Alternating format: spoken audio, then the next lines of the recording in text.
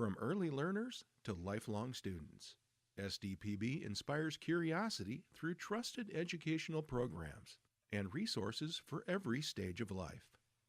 Good, useful, and full of wonder. SDPB.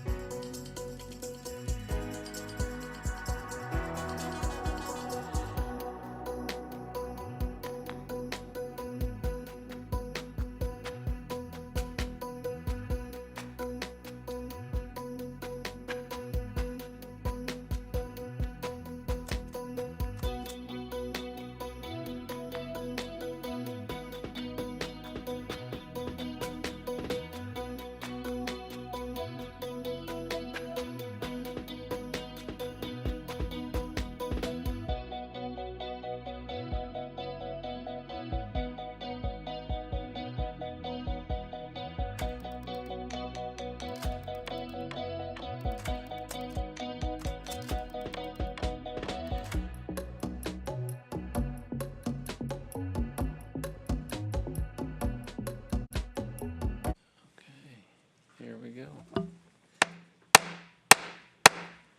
And we'll call the Public Utility Commission meeting to order. It is 8:30 a.m., May 8th, room 413, the State Capitol Building. I am Chairman Nelson. Commissioners Hanson and Fegan are present in the meeting room with me. We are going to begin today with a non-agenda item, and we can do that occasionally. And well, and that is the fact that we have a staff person that has been with us for 25 years, so it's kind of halfway to the Reslov mark, and that is Mr. Patrick Steffensen. Pat is in charge of our analysts and lawyer team and does a phenomenal job and is very, very loyal to us and to the commission. And so with that, while we wish we could give you kind of that long-term incentive thing that we've heard about in some places, that doesn't happen in state government. Well, we do have a nice pin for you, Patrick, so if you could come on up here and be recognized. And don't be going looking for that long-term incentive stuff. Thank you. Okay, okay, both look at me.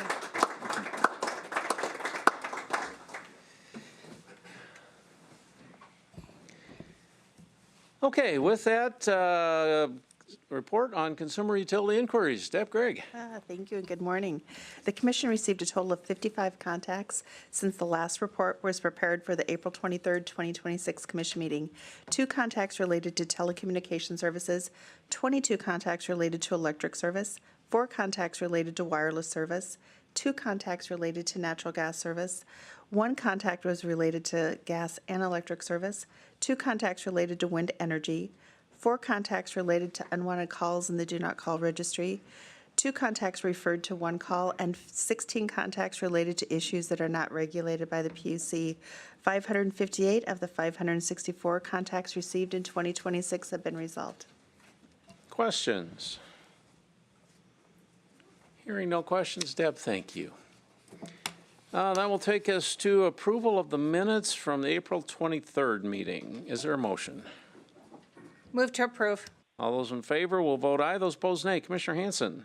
Aye. Commissioner Fegan. Fegan votes aye. Nelson votes aye. Motion carries.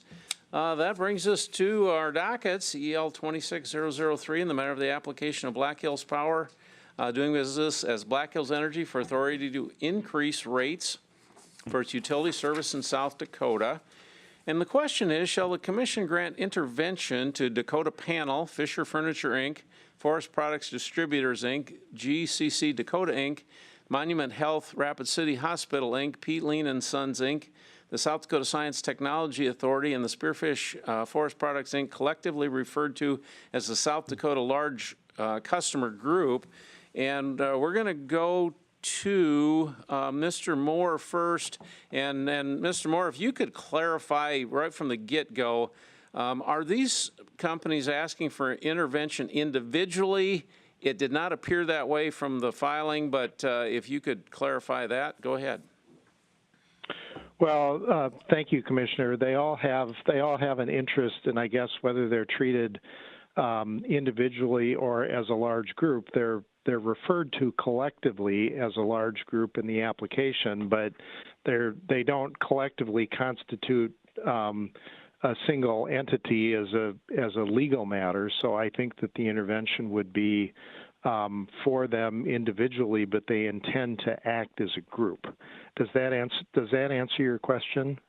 It does, and that's not how I probably would have taken it from the application, but that answers the question. Thank you. Go ahead Sure. with anything else you'd like to offer. So thank you. Again, we have 8 large retail customers of Black Hills Energy that seek leave to intervene. They, as large retail customers, they have an interest in the outcome of the proceeding because they're directly affected by the rates. There are no other interveners in the docket, and their intervention would not delay the proceeding or prejudice any other parties. And so for that reason, we think they're entitled to intervene and would respectfully request that they be granted leave to intervene. And I'm happy to answer any questions that the commission has. Thank you. Thank you. And actually, there is one other intervener that we have already allowed in. I don't see him present or on the phone. So with that, we'll go to Black Hills. Thank you, Mr. Chair. This is Jason Kyle, Regulatory Manager for Black Hills. With me on the phone, I've got Doug Law, the Associate General Counsel for Black Hills in this matter. Black Hills has no objection to the intervention of these 8 parties collectively known as the Large Industrial Group. Thank you. Staff. Thank you, Mr. Chair. This is Amanda Reese for staff. Staff has no objection to granting intervention to these entities. Thank you. Questions? Motions? In EL 26-003, I move that the Commission grant intervention to Dakota Panel, Fisher Furniture, Inc., Forest Products Distributors, Inc., GCC Dakota, Inc., Monument Health, Rapid City Hospital, Inc., Pete Lean and Sons, Inc., the South Dakota Science and Technology Authority, and Spearfish Forest Products, Inc., collectively referred to as the South Dakota Large Customer Group. Discussion on the motion, pretty clear that they are impacted by whatever decision we make and are entitled to intervention. Other discussion? Hearing none, all those in favor will vote aye. Those opposed, nay. Commissioner Hanson. Aye. Commissioner Fegan. Fegan votes aye. Nelson votes aye. Motion carries. That brings us to EL 26-010 in the matter of the joint request for approval of an electric service territory exception agreement between Southeastern Electric Co-op and Central Electric Co-op. And the question is, shall the Commission approve the electric service territory exception agreement between Southeastern and Central Electric Co-op? And since Southeastern's the one kind of asking for this, go ahead. Yeah, good morning, Chairman Nelson. Recently, Southeastern Electric was approached by one of Central Electric's members, Mr. Trent Woolman, requesting a 3-phase small commercial service just southeast of Emory. He reached out to Southeastern primarily due to the kayak difference. Central has to extend their facilities to get 3-phase to his proposed business relocation parcel about 6 miles with a kayak of over 300,000.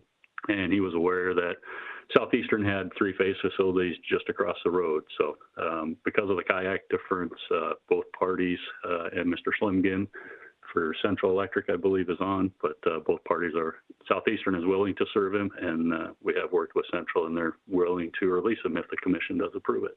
So, Thank you. Central Electric.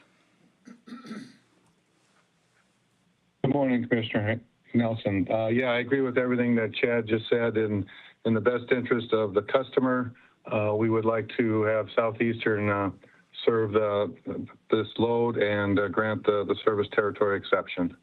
Thank you, Ken. Staff. Thank you, Chair Nelson. This is Darren Carney for staff. Staff appreciates the clear and detailed filings submitted by the cooperatives in this matter, and staff finds that the service rights exception will promote the efficient and economical use and development of the systems of the contracting utilities and would recommend approval. Thank you. Questions? Motions? Mr. Chairman, in EL 26-0110, I move the commission approve the electric service territory exception agreement between Southeastern Electric Cooperative and Central Electric Cooperative. Discussion on the motion. So I drive by this location usually a couple times a week. Very interesting. And interesting last name. My mother grew up about 10 miles from this location. Her last name was Woolman. Although she passed away 42 years ago, who knows? We could be related, but that's not why I'm voting for this. I'm voting because 300,000, over 300,000 versus 7,000, very efficient. Darren Carney is proper in his explanation. Thank you. Yeah, I would echo what Darren said about the application. The maps were clear, and we like clear maps. And the difference in dollar value, we don't often see it that wide, and so very significant here. Additional discussion. Hearing none. All those in favor will vote aye. Those opposed, nay. Commissioner Hanson. Aye. Commissioner Fegan. Fegan votes aye. Nelson votes aye. Motion carries. Boy, easy dockets today. That brings us to EL 25-024 in the matter of the application of Northern States Power Company doing business as Xcel Energy for authority to increase its electric rates. So that does sound a little harder. Today, shall the commission grant the joint motion for approval of settlement stipulation and approve the rates, tariff sheets, terms, and conditions stipulated therein? And shall the commission approve Xcel's interim refund plan, or how shall the commission proceed? And with that, we will go to Xcel.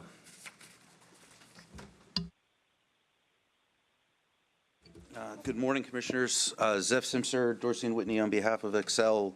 We have the team here in case there are any questions, but you know, we think we've come together to a very strong settlement, much like we have in the past. We want to thank staff for their really hard work and patience with the company to kind of come up with an outcome that we believe results in just and reasonable rates, as well as keeps us out of a rate case for another 3 years. We are available for questions, but we do urge the Commission to approve the settlement. Thank you. Staff. Thank you, Mr. Chair. This is Logan Shaper on behalf of staff. I'm here with PUC staff analysts as well as staff's consultants, Ryan Paff, Colton Kennedy, and Basil Copeland, who are available on the phone. Staff believes this agreement, if approved, results in just and reasonable rates and allows for Xcel to earn a fair and reasonable return as is required by law. We would recommend approval and be available for questions. Thank you. Thank you. And I should have asked before we start, Mr. Wegman, have you joined on the phone? Okay, not hearing Mr. Wegman. So with that, we will go to questions. Commissioner Fegan. Thank you. First of all, to the staff. I heard a comment a few weeks ago and how I appreciate their comment to me, and it was protect ratepayers was number 1, protect ratepayers was number 2, protect ratepayers was number 3. That's their passion. And so today you get to show your work. And so I certainly appreciate the memo. I have several questions, and some of it is because the 3 commissioners here don't get to see the 300 or actually 800 data requests that you asked, and we don't get to see those. So today we get to ask you to show your work. So that's out of respect. So it's not because we don't think you're doing your job. it's out of the respect for the last 11 months that you have worked hard on this rate case. So I'm going to start, and my questions that I want to spend the most time on is the resource and the generation. So that's where I want to spend the most time, but I'm going to give you some layup questions to begin with. And first of all, I'm going to start on page 3 of your data request on aviation and your 50% airline acceptance. Is that a normal, that's usually what you do, or how did you come up with that percentage? Thank you. This is Eric Paulson for staff. So the 50% has just kind of become a normal adjustment that we make for Excel.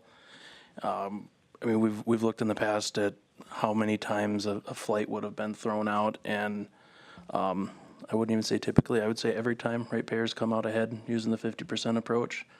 But we do look into it a little bit, and it's just standard to make sure there's no lobbying costs included or spousal travel or anything like that. Thank you, Eric, and I appreciate you saying you continue to look into that, because that's what I wanted to hear from you, and I appreciate that.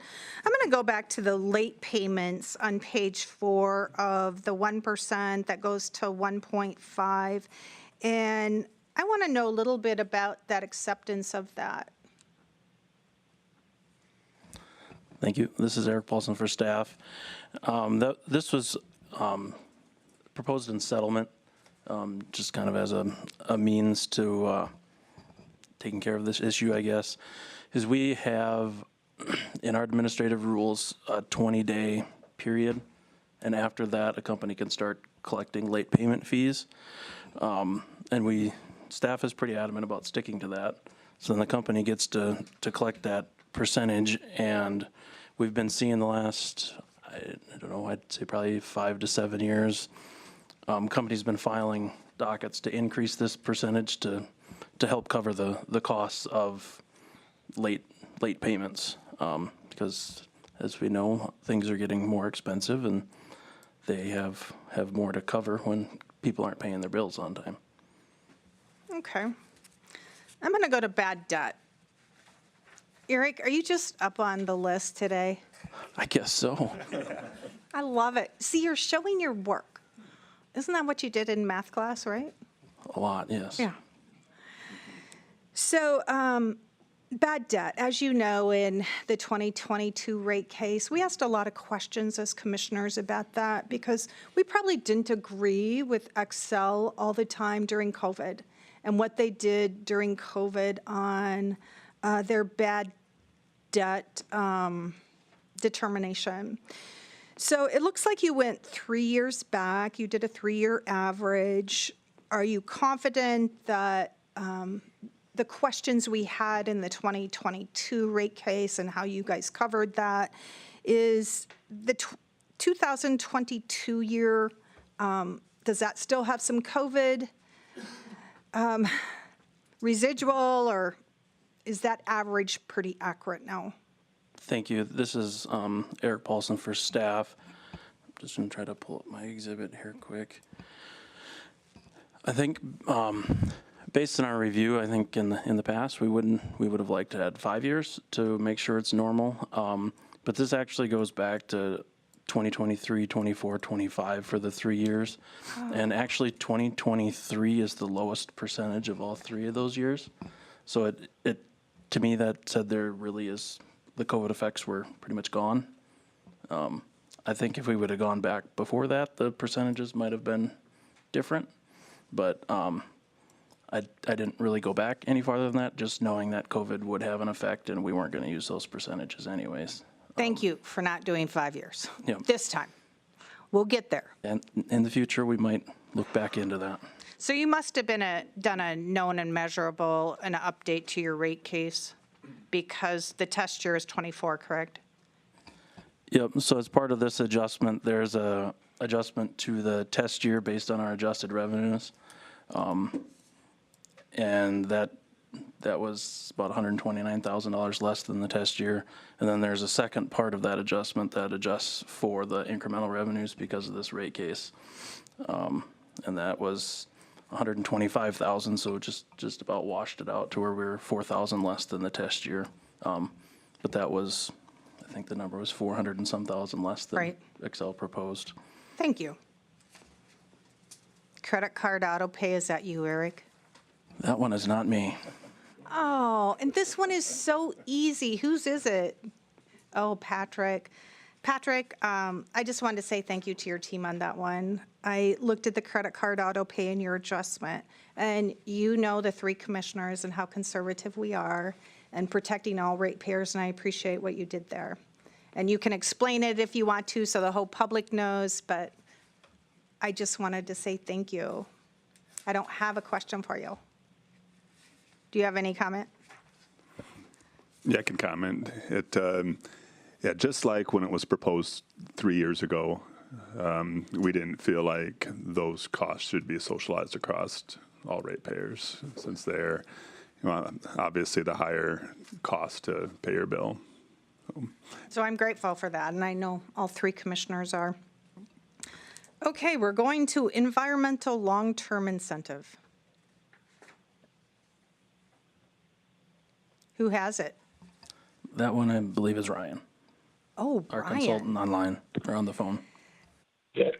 Actually, Ryan, this is kind of a layup question too, Ryan, but I was grateful for what you looked at in this settlement, and I think we'll talk about it a lot more and when I ask questions of the resource mix, but South Dakota commissioners are very conservative, and I certainly appreciate your deliberate negotiations on this item for South Dakota ratepayers and how much money you have saved us. But I'm going to come back to more questions on that.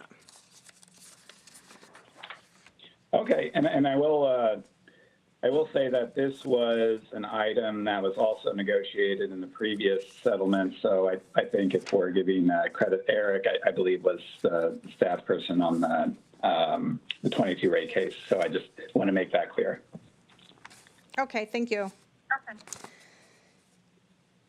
So the infrastructure riders and the transmission riders and the resource generation is probably where I spent the most time. And I actually think when I look at the negotiations that the staff did, probably one of the most important items in the whole rate case. And so I certainly appreciate everything you've done on that. I am going to go to, first of all,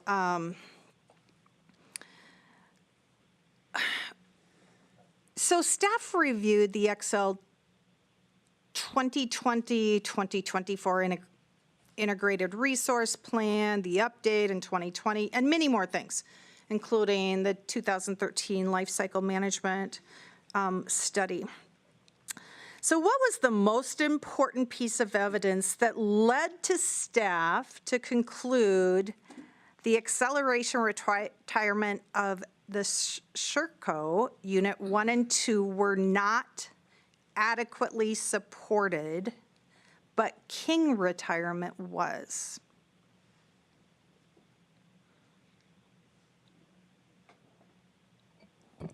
Colton, would you like to address that? Yeah, absolutely. This is Colton Kennedy, the consultant retained by staff to support the review of resource adequacy decisions. So the review was intensive on the resource decisions in this rate case.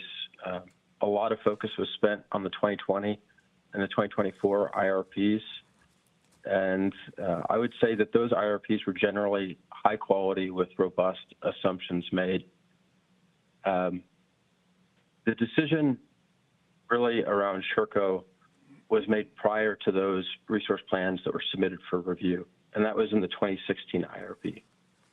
So this decision around accelerated retirement happened prior, and it happened in the midst of development of the 2016 IRP. What was identified is that the 2013 life cycle management study was really the most robust engineering assessment of the asset condition of the Sherco units. That study in 2013 identified that it was cost effective to retain Sherco 1 and 2 until greater environmental regulatory certainty was known by the company. And at that point, if there was a requirement to install a SCR, or selective catalytic reducer, on Sherco 1 and 2, that would make the facility uneconomic. The initial version of the 2016 IRP shared a similar view, that the company prudently would retain Sherco 1 and 2 until greater certainty is known or was known on requirements for an SCR. And that initial version of the 2016 IRP indicated that the soonest an SCR would reasonably be required was approximately 2030, and it would be reasonable to maintain those units until that time. In the midst of that, the company changed the recommendation and committed to a retirement date for Sherco 1 and 2. And that later became entrenched in the MPCA, or the Minnesota Pollution Control Agency's individual air permits for the units. And then after that point was really a set date. And so what was identified is that really the acceleration was inconsistent with both those early analyses, and just, the voluntary nature of it really eliminated the flexibility that the company would have to make decisions in light of greater information in the future. And so that really was the core basis of information to find that the acceleration was unreasonable or unnecessary. So Colton, can you follow up on King retirement? Yeah, of course. So the King unit was built in approximately 1958. It's a single unit generating station. And so, with that being said, there's quite a few overhead costs. The unit, in my review, is the oldest operating unit of its size anywhere in the U.S. My experience with similar vintage units in resource planning is that by the time you're getting to this lifespan, approximately 60 years, the wear and tear becomes endemic throughout the units. That being said, it would have been nice to have a full engineering assessment of the asset condition, but just considering its general age and the fact, I mentioned it was a single unit station, the units demonstrated marginal to negative economics at best. And so utilities do need to reinvest in infrastructure, and we do need reliable generation on the system. And so that was really the basis of fact around my view on the King facility. Thank you. Staff, you know that the commissioners have been very vocal on early retirements, and you have made Xcel accountable to their early retirements that weren't prudent for South Dakota ratepayers, and they voluntarily closed these or retired these, and I certainly appreciate you guys digging into that. We're going to go to the unit that is, you have listed to potentially retire December 31st, 2030. Is that unit 3, right? I can't remember. So that's the one, right?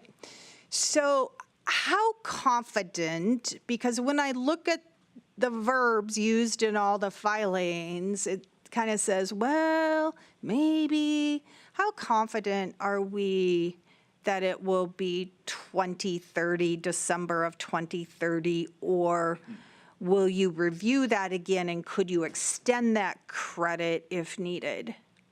Because you guys have, the staff, have negotiated a $2.3 million annual credit because Xcel has chosen to voluntarily retire these quicker.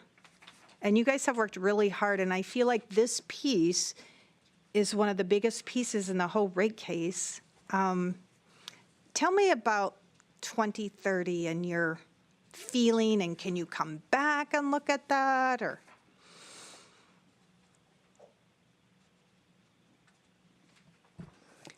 This is Brittany Malhoff for staff. As part of this settlement, we're kind of reserving Sherco 3 for future analysis. As our memo states, staff is concerned about accelerated retirement of Sherco Unit 3. And so we are kind of reserving our rights to look at that and the appropriate impact of that in the future. I don't know if Colton has anything else to add.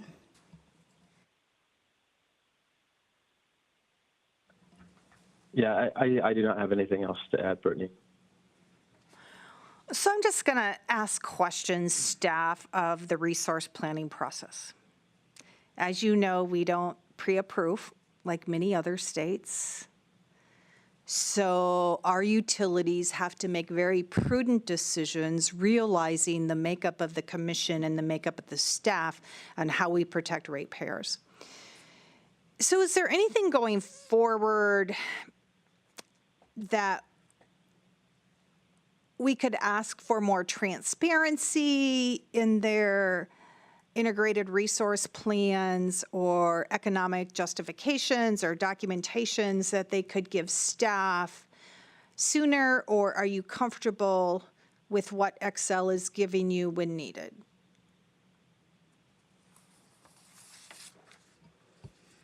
This is Brittany Malhoff for staff. Oh, go ahead, Colton. No, I'd be happy to speak on the robustness of the integrated resource plans. But Brittany, if there's anything additional to that, or you'd like to take it another way, go ahead. Nope, that's fine. Go ahead. Yeah. So I would say that the work of the company is very robust in the resource plans that they have recently brought forward in 2020 and 2024. The assumptions across commodities, across resource types, are very consistent with industry assumptions. Are well founded in sort of the source of data, and I would say staff or the company also provided a wealth of information, detailed outputs and data on the modeling they did. And so certainly very appreciative of the company providing that. I would say the decision around Sherco really just happened prior to these recent planning cycles in 2016, and then became sort of entrenched within the environmental permits. But the information more recently was certainly suitable and sufficient for us. So Colton, I'm going to expand your questions to capacity factors and accreditation in MISO. And I think I saw it written in the staff memo that you evaluated the capacity factors on accreditation of the replacements also and felt like they were prudent and reasonable. Help me understand, you're digging into the replacements and the capacity factors that you looked at in accreditation. Absolutely. So I did review the annual resource adequacy requirement of the company and of the resources that are being retired and of the replacement resources, particularly Sherco 1, 2, 3, and the hydro facilities. And those have a seasonal accreditation that's really aligned with MISO's projections for accreditation. And I believe that this is really the best information available for the company to make their assumptions on. is, the accreditation forecasts or outputs that are being produced by the RTO, the BA. Thank you. Commissioner Nelson has a follow-up question. Yeah, I appreciated that question, but it obviously begs the follow-up.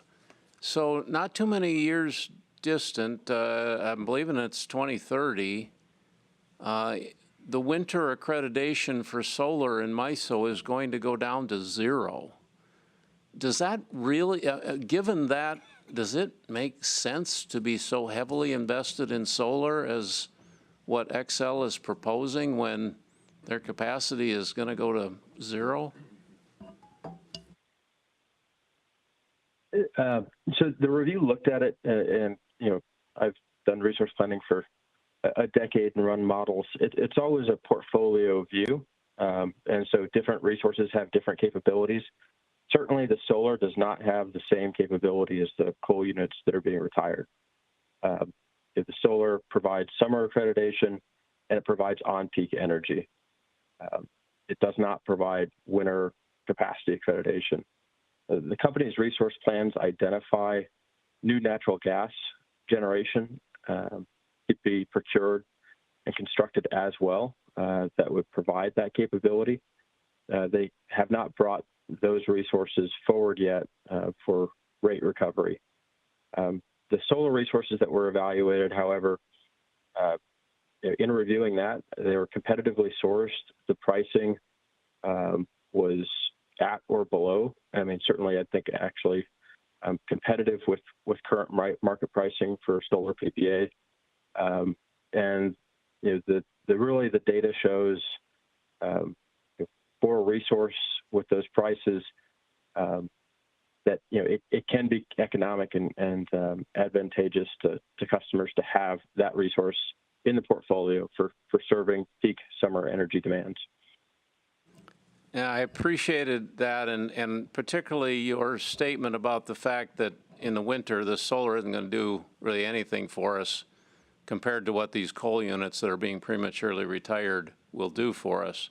And as anybody that's listened to me for any amount of time knows that I'm the guy that is extremely concerned about that cold week in January, and will we have enough power, and the solar that's being proposed isn't going to do that.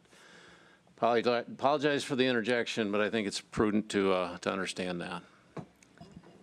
So I have several more questions, but would somebody like to, does anybody have questions on the infrastructure rider, the riders that would like to take the lead on that?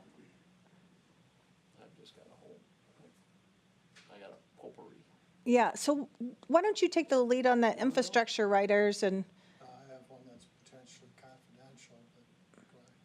and then I'm gonna keep my other questions. So infrastructure riders This is going to start. and transmission riders, those. This is going to start with everything. Perfect, sounds good. Okay, my turn. And this is not organized necessarily by topic, but to find the information I need. First of all, I want to say to staff, when this filing came in, I obviously read the entire filing and made notes. Here's the things that I'm concerned about as I'm reading through the filing.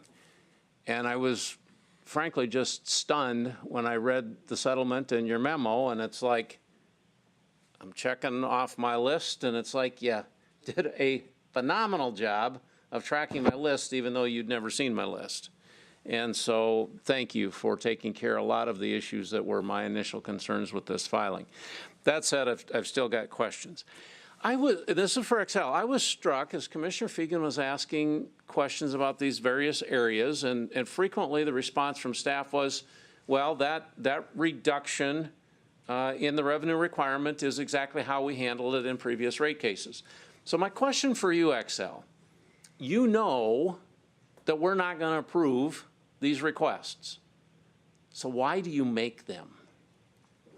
Thanks. Thank you, Commissioner. It's a good question. When we're putting together rate cases, there's a lot of different things that we have to balance. And as you're aware, we provide service in many states, and these are all requests that we make in all of our states. We do believe that they are legitimate costs of service, and we do believe that they should be at least reviewed as part of a rate case.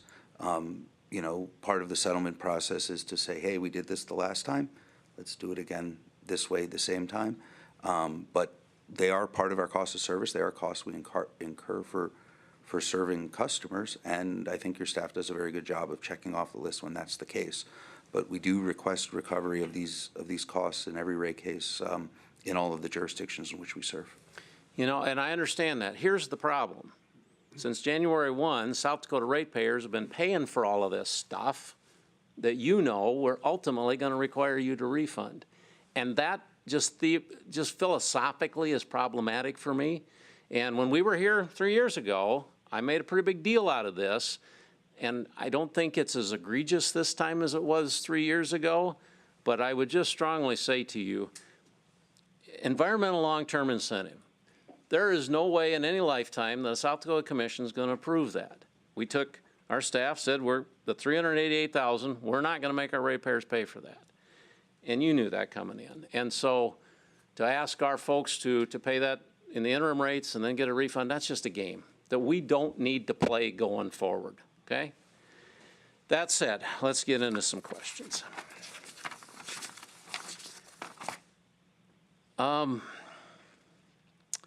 The first one is with the infrastructure rider.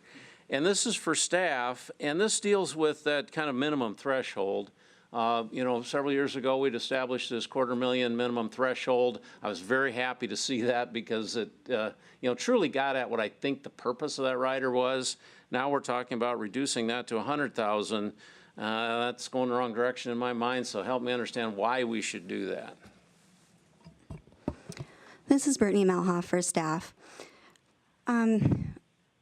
This is a negotiated settlement, and this is one of the items that we went back and forth on with Xcel to come to an agreement. I believe the $100,000 limit is still reasonable. It greatly limits what they can put in the infrastructure rider. I believe, and Xcel can correct me if I'm wrong, but at least looking at the upcoming year, they were estimating it would add about 4 projects. So we're not adding a significant amount of additional projects by reducing that threshold. Thank you. And so we're not going to see the big basketful that we were seeing previous, and so we're still getting at what the purpose of that rider was. Correct. That's what I hear. And I guess, 3 years from now, we can review it if it's not working, but I appreciate that.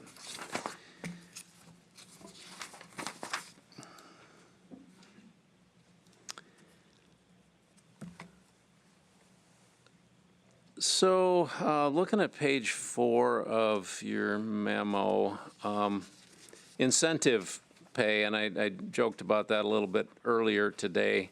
We're not familiar with that term in state government. And this is for staff. Help me understand how you arrived at your decision in that regard. Good morning. This is Ryan Paff. So incentive pay has a few different items. One is the first item listed there, which is just labeled as incentive pay, and that's the broad incentive compensation plan program that they offer to pretty much all of their non-union employees.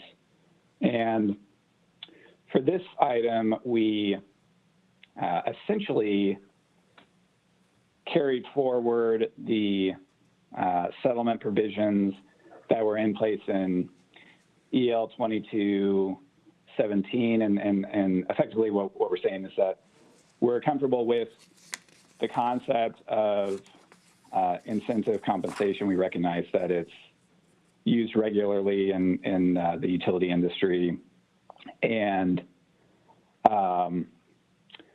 that it's a part of the company's overall compensation that they provide to their employees.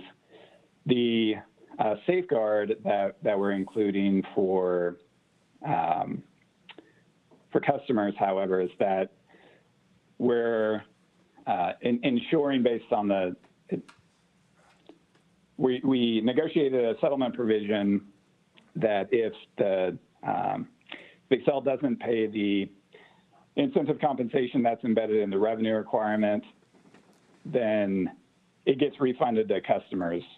And we did modify the language somewhat from what was in place in EL 2217, and that was intentional because what we wanted to do was reflect the reality that some years the company could pay less incentive compensation, some years the company could pay more incentive compensation. So this helps give the company credit for the years that they pay more, but also prevents them from paying less all throughout the time until the next rate case. If they do, and the reason for that may be obvious, but I'll just state it anyways, because we want this incentive pay to actually be paid to employees, actually be used for the purpose that it's being stated it's going to be used for, and not used for other purposes because it's already embedded in rates. And so what would be the mechanism for that potential refund if it was needed? It's not explicitly stated here. So I think that would be something that in the next rate case proceeding that would be essentially open to the commission and probably staff's recommendation as far as how that would get refunded back to customers. It could be my opinion would be that it should be provided in an immediate CER credit with the next rate case filing. Okay. And in your analysis, do you believe that this type of incentive pay is necessary for Xcel to be competitive in the workforce? I do, because it is part of their incentive, I should say it is part of their total compensation that they provide to employees. And I've actually dealt with this in other jurisdictions, and I've thought about this a fair amount. And I do think that there is I guess I'll put it like this. If incentive pay is part of the overall compensation package, then I believe that there is some basis for allowing it in, a reasonable basis for allowing it in utility rates, because it's putting some amount of employee compensation at risk to incentivize better performance. And there is some debate about whether or not incentive compensation actually incentivizes performance, but there's certainly an academic and just logical basis that would say that it would. And so given that it's a component of their overall compensation, then I think it's as reasonable to include as base pay is, with the caveat that incentive pay is something that the utility would not necessarily be obligated to pay as they would to be obligated to pay with base pay.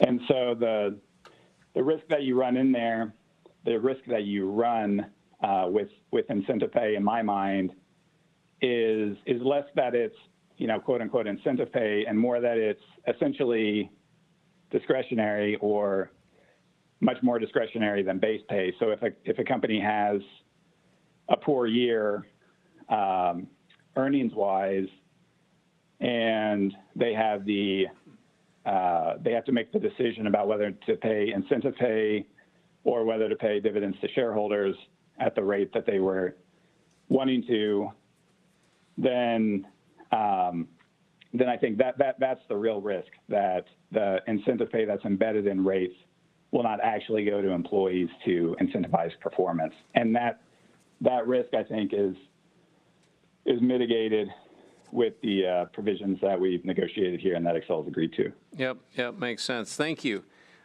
Page 8, under capital known and measurable. Is it correct that Xcel's new shop in Sioux Falls is not part of this plan? Yes, I believe that's correct.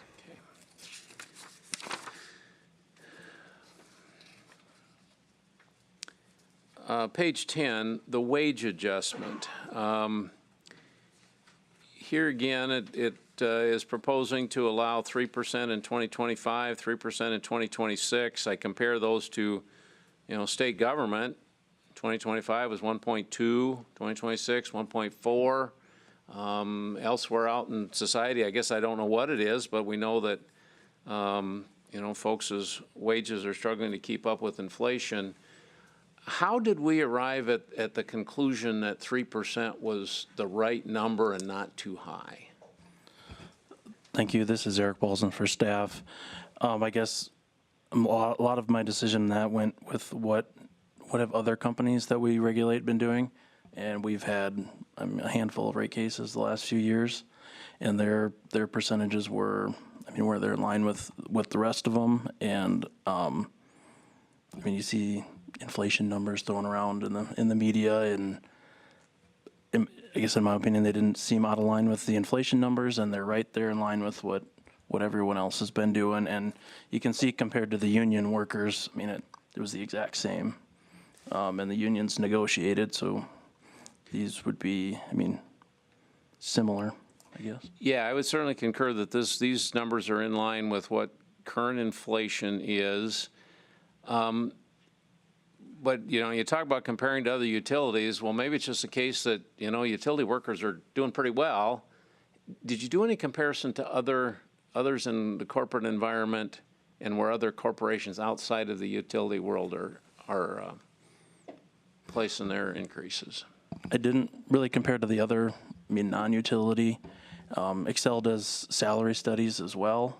I think, if I remember right, there's like 35 or 40 different studies they get to justify their salaries. So that, Xcel does in-depth analysis on this to make sure they're not out of line. So I didn't compare to the other types of industry, not utility, I guess. Just compared to what we've done with other utilities and their studies they've performed. Okay. Yeah. Mr. Paulson, I'd like to just maybe say thank you, but ask a follow-up question. It appears that when you did that analysis, the 2026 wage was not known and measurable, so you kicked that out, correct? That is correct. When we came to a settlement in principle in February, that was not a known number. So thank you for doing that. I appreciate it. There's going to be, I've got questions about a lot of the confidential, and we'll just leave all of that till the end, and I'll let Commissioner Hanson kick off that discussion. We know that Minnesota has made a number of announcements recently. Xcel's made some announcements about some pretty big data center business over in Minnesota. And those costs probably haven't been incurred yet, but I guess my question for our staff is, as Xcel is incurring a lot of new costs for their big data center customers over in Minnesota, how do we know that those costs, none of those costs are rolling back into what our customers are paying?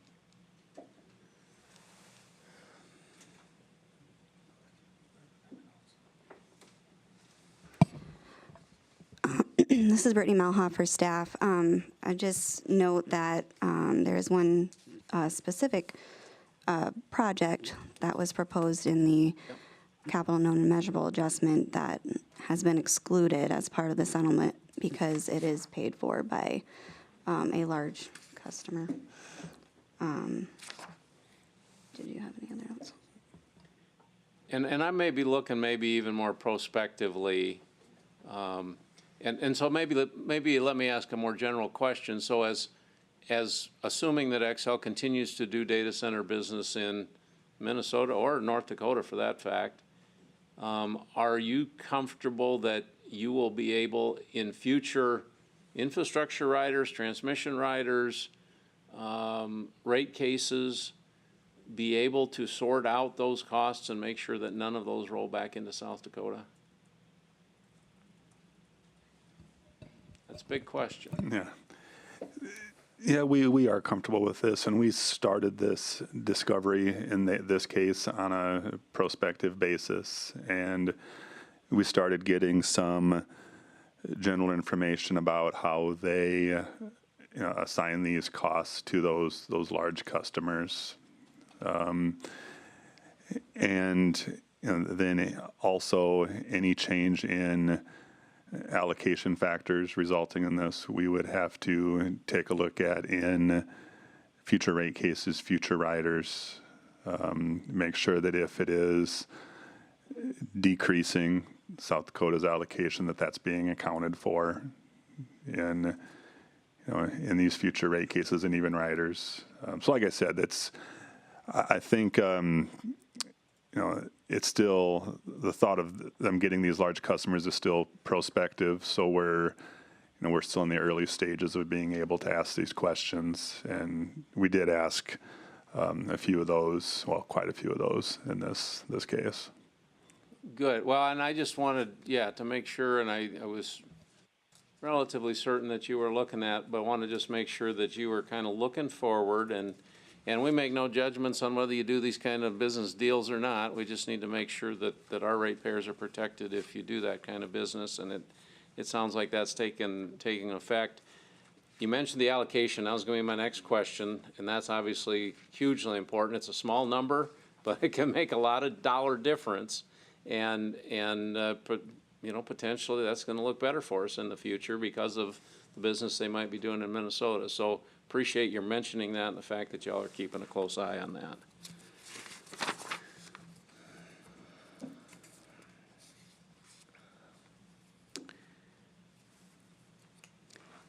I want to ask some more questions. Commissioner Fegan asked a number of questions about Sherco and those decisions. So the settlement in relation to Sherco 2 and the 2.3 million reduction in the revenue requirement per year, how did you arrive at that number, that was the right number? And let me tell you kind of where I'm coming from. I've obviously looked at their IRPs, looked at the fact that from an economic perspective, these were imprudent decisions, and from the IRPs, you can tell how much that's costing customers. Big numbers. So how did you arrive at 2.3 as being the right number, given how imprudent the decision was and how large the numbers are in the IRP?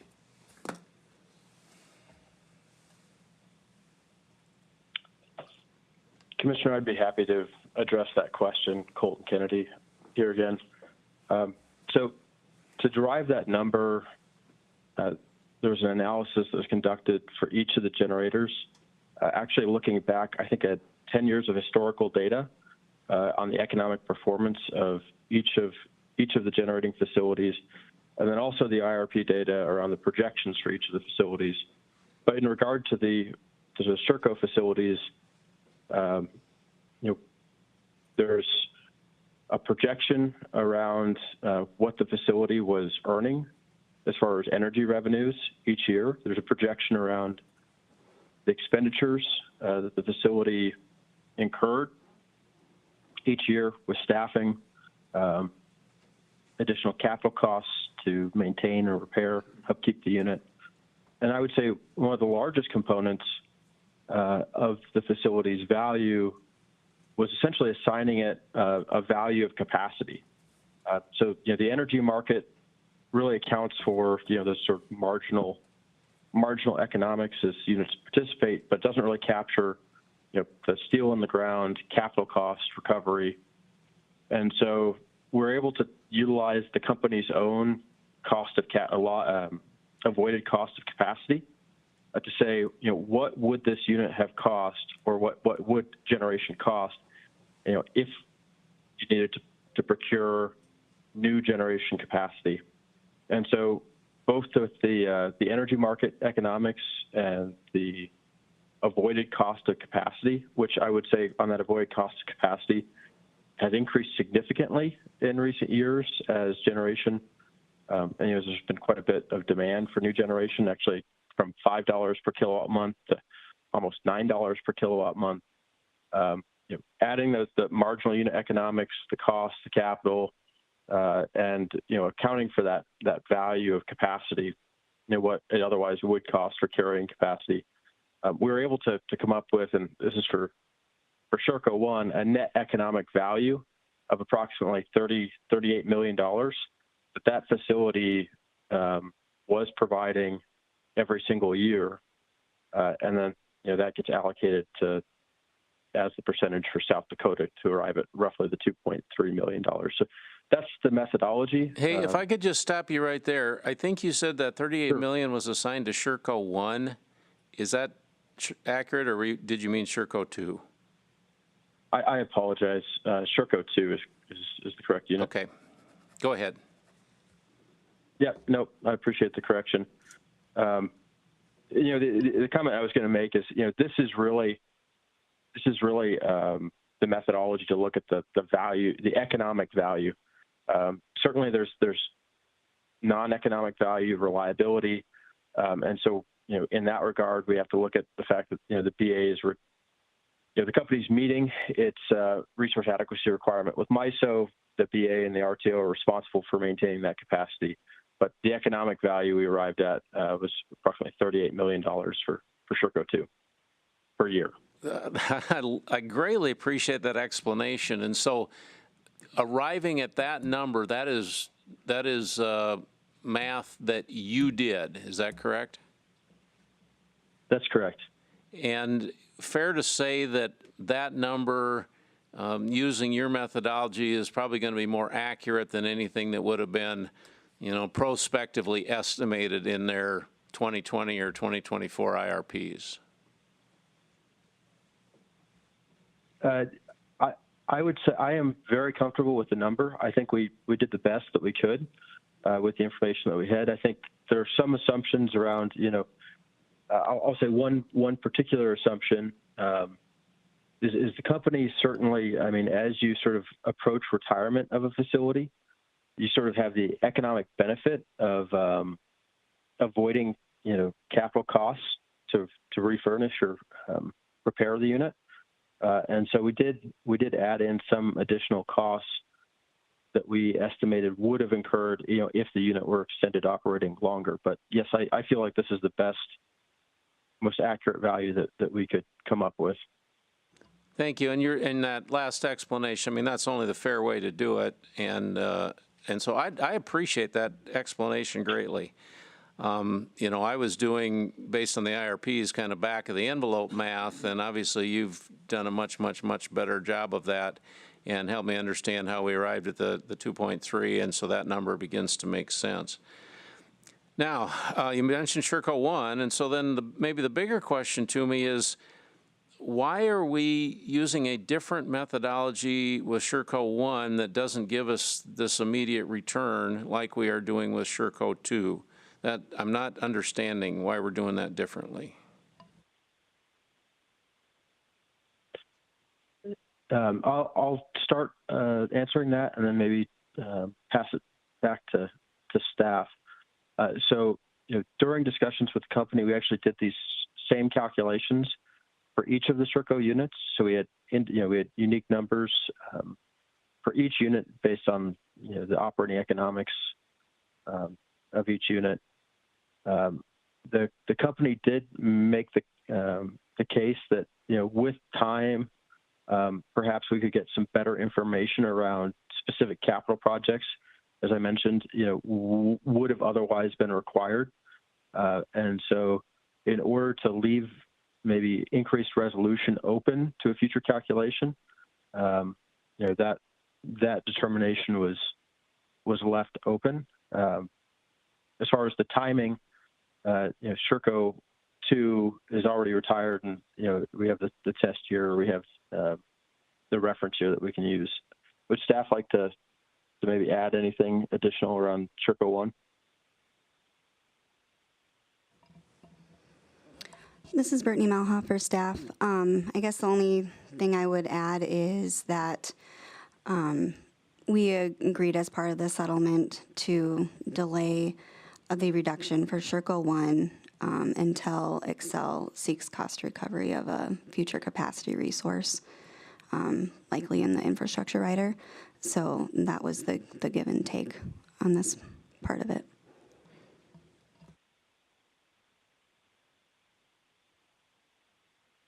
If I may, Commissioner, Yeah, just to go help ahead. provide some context for you.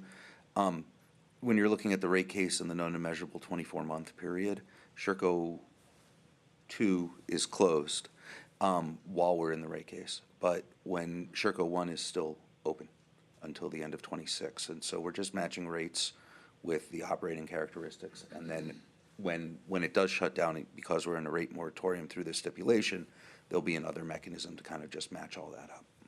Okay.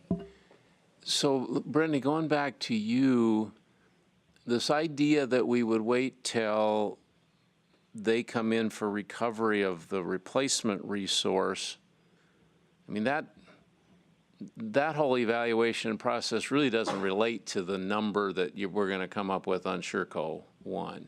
It's just that's a convenient time to do it?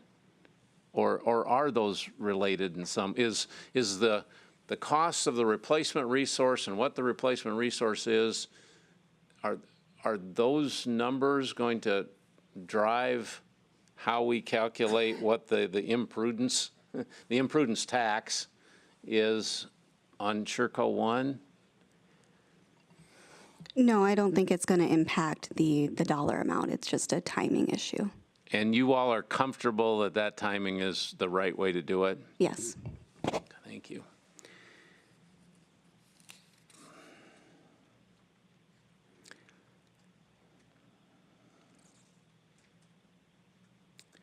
Let me go back to last question. And Commissioner Fegan asked about this, and maybe I didn't understand or hear the answer. And actually, I think maybe in the answer, again, you got Sherco 1 and 2 conflated. The fact that this $2.3 million goes through December 31st of 2030, what is the rationale for that stopping at that point? And can that be reevaluated in the next rate case, staff?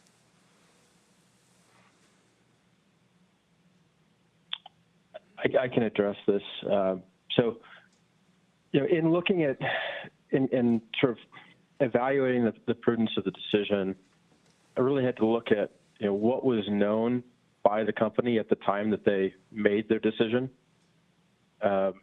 And when I looked at the timing of the decision, and I looked at the context of the decision in 2016, the company had projections that, and this was in the 2016 IRP, that an SCR would not be required for Sherco 1 until at least 2030. And, based on my review of the 2013 life cycle management study, if an SCR was required, it would make, it really would make the facility, Sherco 1 and 2 economically infeasible, or, extreme, very costly. And so I tied it back to, what the company reasonably knew at the time that they made the decision in 2016, which was that they could have at least operated it until 2030.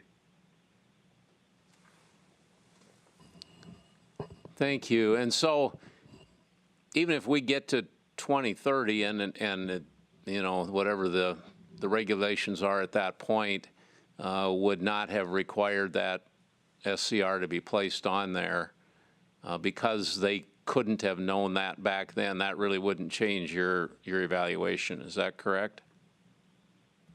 That's correct. It was based on what was reasonably known at the time. Thank you. Very helpful discussion.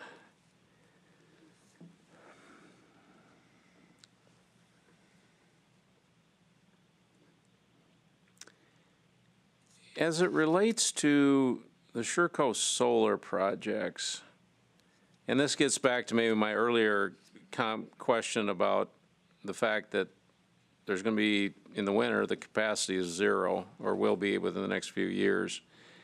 Do we have concern about the fact that, well, first, that there's not going to be any capacity value, and the fact that the attributes obviously are very different with solar than with coal? Staff, do we have a concern about that, that maybe goes above and beyond the 2.3 million that we're taking out of this?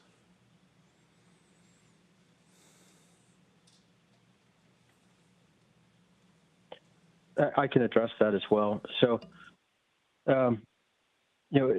fundamentally, as a member of a balancing authority in RTO, it's the company's responsibility to meet the reserve requirements or resource adequacy requirements that MISO develops and places on the company.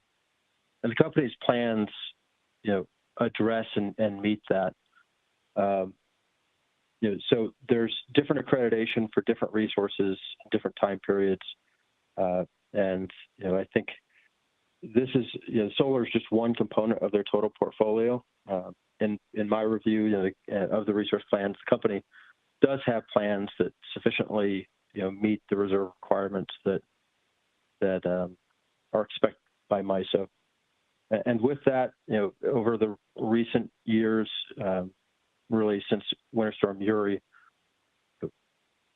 MISO, in addition to other RTOs, has spent significant effort to make sure that they have the right numbers, really the right detail in their loss of load studies, in their accreditation practices to ensure sufficient resource adequacy.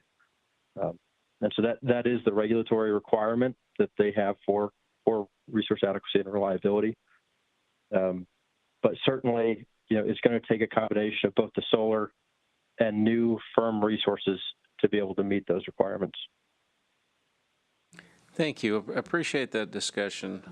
Moving on to a whole different topic. Top of page 17, bottom of page 16, class cost of service. And I'll start this with staff. And this is maybe going to be the downside of having a commissioner that's been here a while. I've been through a number of these rate cases. And here's my observation, is that when at the end of these rate cases we come up with, here's the percentage that residential is going to incur, and here's the percentage that the industrials and the commercials are going to incur. And in almost probably every rate case that we've done, the residentials incur a higher percentage than the average, and the industrials and commercials a lower percentage. And I understand why that is. That's a solid principle. But we do that time and time and time again. And so over time, that margin between what residential is paying and commercial industrial is paying continues to widen. And it would seem to me that at some point, the inequity that we started with here gets resolved at some point. And so my question for staff is, have you or your consultants thoroughly analyzed the most recent class cost of service study to make sure we're not at that point? Or do you have some understanding when we'll get to that point? Does the question make sense?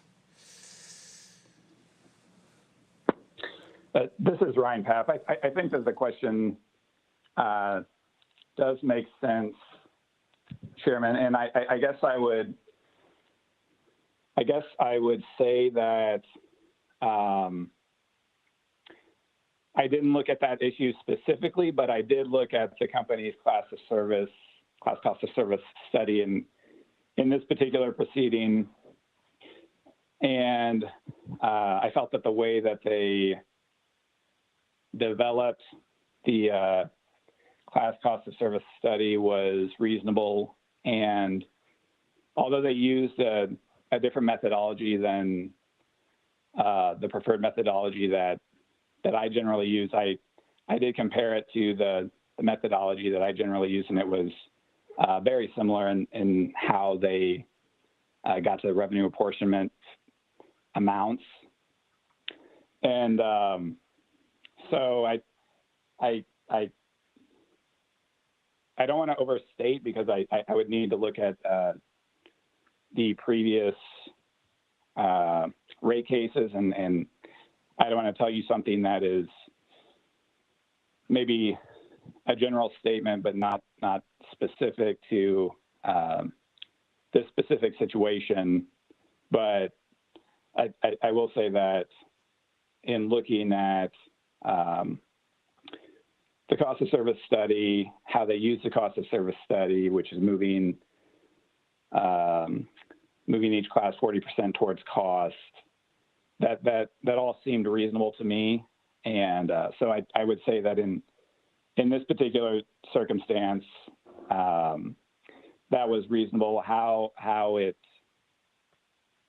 is trending and how it would perhaps trend differently in the future, and when that inflection point would be, I'd be happy to look into that greater, to look into this, the past cases specifically related to that, but it would be speculation on my part to say any more than that, I think. Thank you. Well, that's been very helpful, and I'm happy to hear that the methodology that they use matched very closely to the numbers that you would have arrived at. And so that satisfies me for today. I just simply maybe say to our staff, as we're looking at future rate cases, this is something that just bothers me in the back of my mind, that at some point we've kind of got to get it solved, and how do we know when that is? Because if I were a residential ratepayer and I paid close attention to these things, I'd say, well, they stuck it to us this time, they stuck it to us last time, they stuck it to us the time before. Well, yeah, there's a scientific and mathematical reason for that, but we got to make sure that that math holds as we go forward.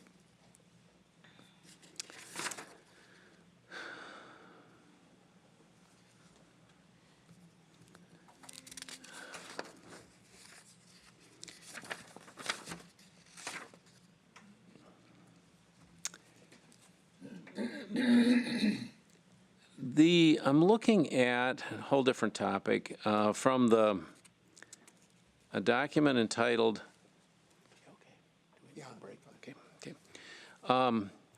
Exhibit B, page 1 of the settlement agreement, and it's entitled the Settlement Revenue Apportionment. And this has got the settlement increases like we've been talking that are different for residential and commercial and lighting, et cetera. But what I'm looking at is the total revenue settlement increase, and it indicated it's 8.9%. Then at the bottom, we've got the same, and that's from base rates net of the rider roll-in and fuel clause. But then at the bottom, we've got an increase of 9.5. And I'm still not clear what's the difference between the 8.9 and the 9.5, and I know it has something to do with the riders, but can somebody help me understand the difference between those two numbers? Brittany's going to try, or maybe Joe's going to try. And thank you, Commissioner Nelson. This is Joe Rizak with staff. So yes, it has to do with the riders. So when we look at that 8.9%, that's not including let's say the infrastructure rider or the transmission rider, in which there might be some credits flowing through. And so once you account for the credits, mostly the PTC credits and the infrastructure rider, we see that percentage bump up because the rider's going to be negative once we account for it. So I think that's the difference mainly, is those credits that are appearing in those riders. Okay, I appreciate that. And ultimately, whether you're at 8.9 or 9.5, inflation over the last 3 years has been about 9% total. And so, if folks back home are trying to figure out, well, is this increase, you know, above inflation, below inflation? It appears to me that it's kind of right at what inflation's been the last 3 years. I mentioned budget, or I mentioned different topic. So when interim rates, and this is for Xcel, when interim rates went into effect, those that were on budget billing had their amounts recalculated based on the interim rates. If we approve today's anything, or if we approve something less than the interim rates, are those budget billing amounts going to immediately be recalculated again?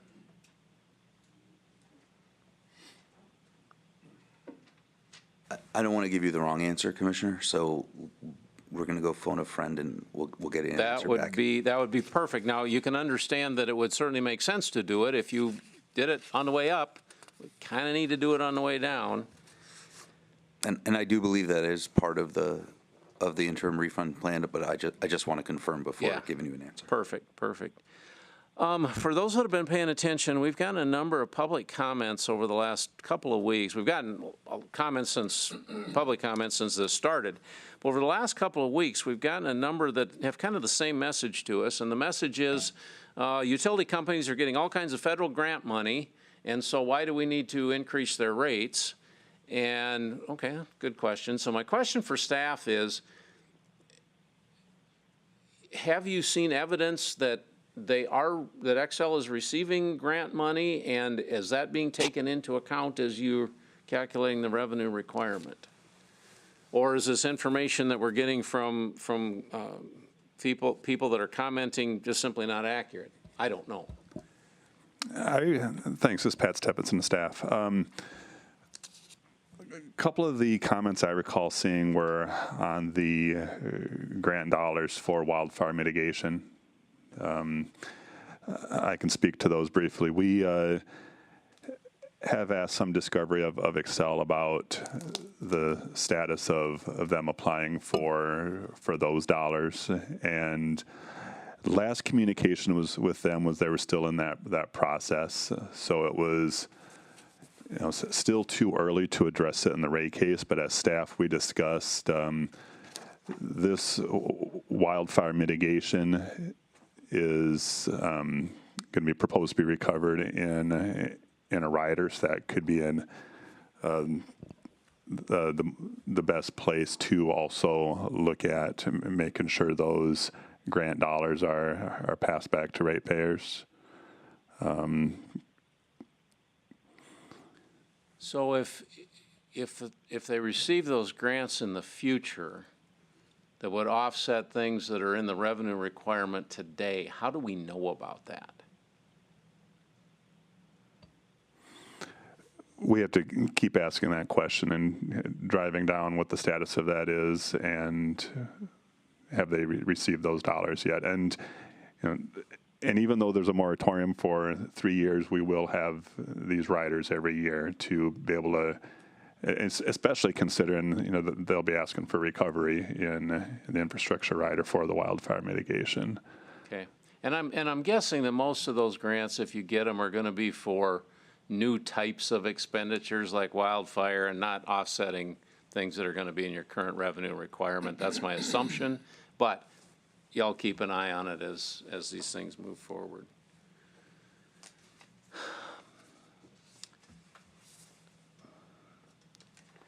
So I had a number of questions for your witness, Sun. Each one, yes. I'm happy to answer any resource planning questions you have today, and if we need to phone a friend, we will, but if they go even further, we're happy to have a larger resource planning discussion as well. Perfect. So I'm looking at, from that Sun testimony, on page 23, and this is the June 2020 analysis baseload scenario, PVRR deltas from the reference case. And it shows that extending Prairie Island is significantly more financially prudent than extending all of your nuclear. And that seems counterintuitive to me, and I'm wondering if you can explain to me why. Sure. The Monticello had an extended power uprate as well, and so there's just some backup costs there by extending the life of Prairie Island. It's just a lower base, so it's even more cost effective. Okay.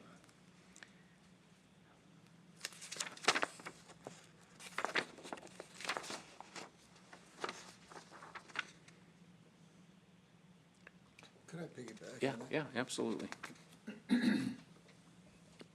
I really like nuclear energy. I'll admit to that bias. So, did you look at that? Stupid question, but I gotta ask it anyway. Did you look at that on a long-term basis? Well, yes. The cost versus, I mean, nuclear just seems like, as Commissioner Nelson said, it just seems like an easy answer. It is, and we are extending the life of both plants because what's interesting about the outcomes in that was Prairie Island was higher than Monticello, but both together was also very high in the list. And so it was really just a question of how you wanted to do the portfolio. But from Xcel Energy's perspective, nuclear is an absolutely key component of the baseload fleet going forward. And we are extending the lives of both Prairie Island and Monticello and continue to plan to do so. It's like you said, Commissioner, it's kind of a no-brainer. How long do you think that you'll have opportunity for duration on those units? Well, the license renewal will be for 20 years. Excuse me? Will be for 20 years, an additional 20 years. I think it takes us all the way out to 2050, I want to say. So that's what we get from the NRC is a 20-year extension.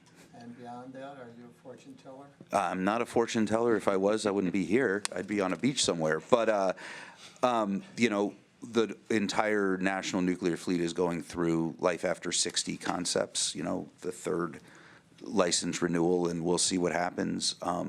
At some point, the machines do get quite old, and new technology may be better. We won't know. But we certainly are looking at least running the nuclear fleet until 2050 right now. Thank you. I want to go to Appendix D of the Sun testimony, and I'll just read this to you. It's from that Appendix D, page 13 of 15, under the title of the importance of firm dispatchable resources in our preferred plan. And it says, as we work to decarbonize our system, our models indicate the need for the addition of approximately 3,600 megawatts of cumulative firm dispatchable resources between 2027 and 2040 to ensure long-duration affordable energy when our intermittent renewables are not able to fully meet our customers' needs. Of this modeled need, 2,244 megawatts of firm dispatchable resources are needed by 2030. Question, are you on track to get 2,244 megawatts of firm dispatchable resources by 2030? The answer to that question is absolutely yes.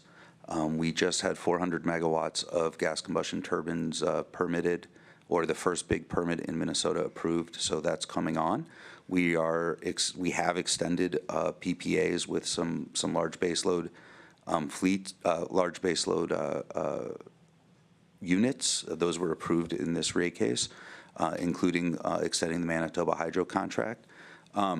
We have significant plans for some battery storage, especially at Sherco and paired with other solar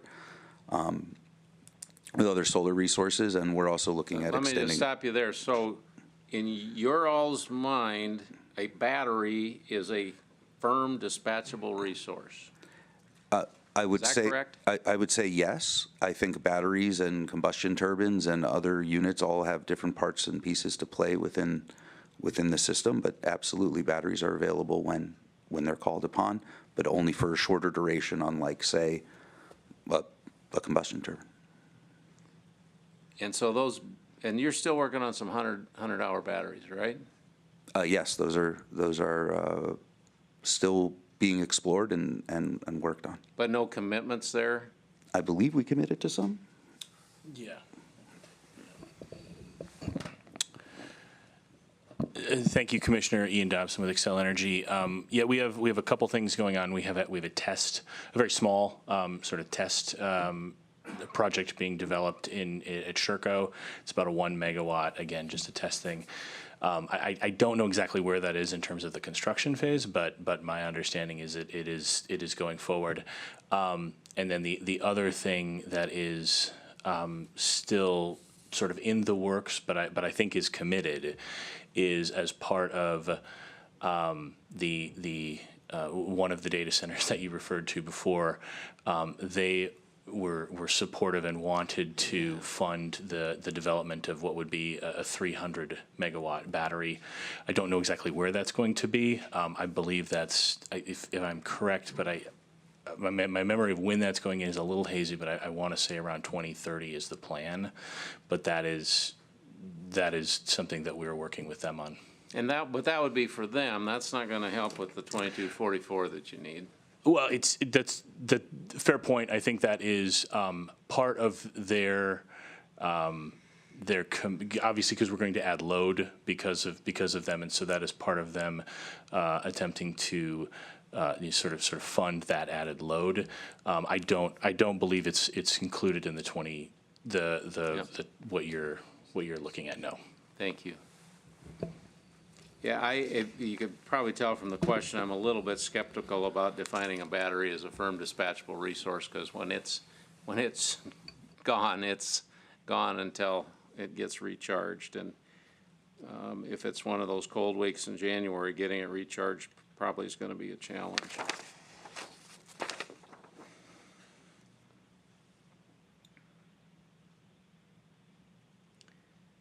And from the next page in this document, and this is your all's words, in sum, from a high-level capacity and reliability standpoint, the importance of firm dispatchable resources in our energy strategy is undeniable. And obviously, I agree with that. I'm happy to hear that. I just want to make sure that that's actually what's getting played out, and that we don't have to have an emergency meeting on a cold week in January to find out why it didn't work.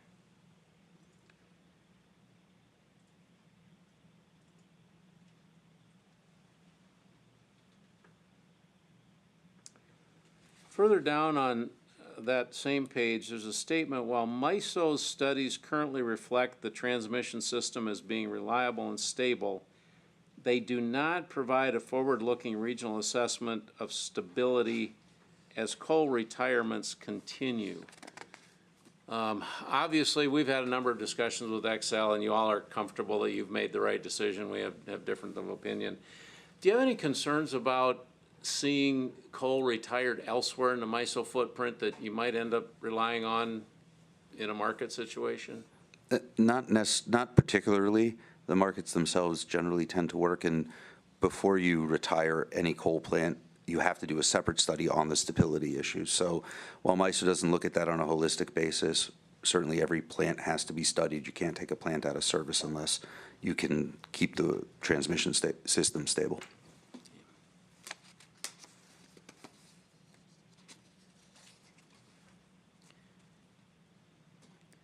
And the last question I'll ask out of this, and this is off of page 15, it says your study shows that inertia is crucial to help the system remain stable.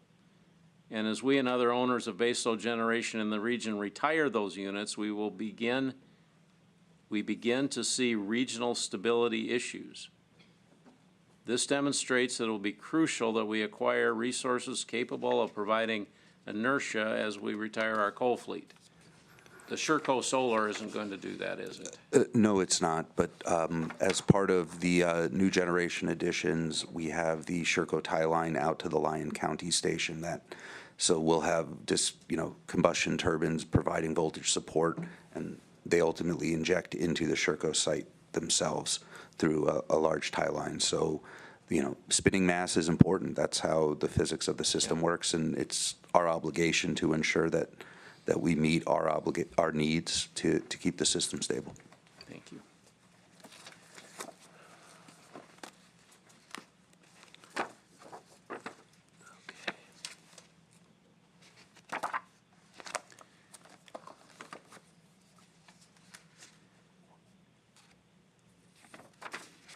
So on the issue of the customer charge, and I understand you kind of negotiated to make a consistent $10 customer charge.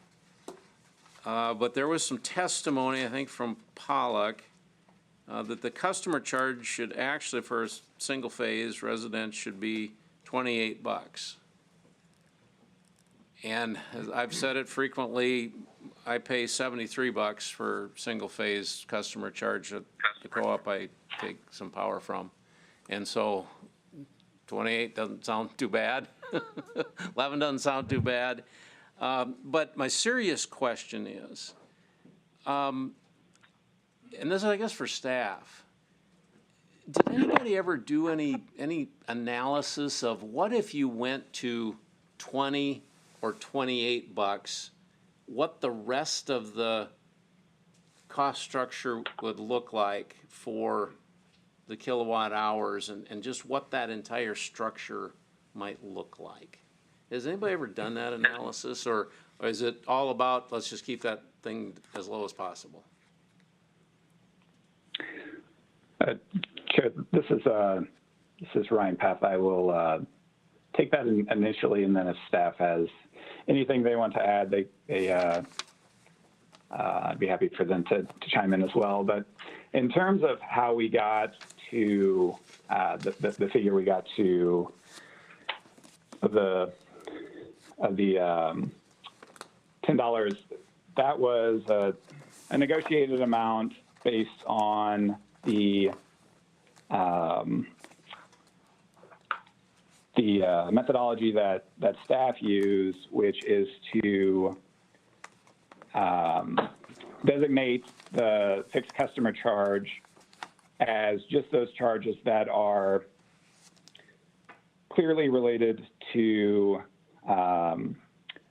customers. So that would be meters, customer billing, things of that sort, things that can be tied directly to customers. I think theoretically that and methodologically that is the appropriate way to calculate the customer charge.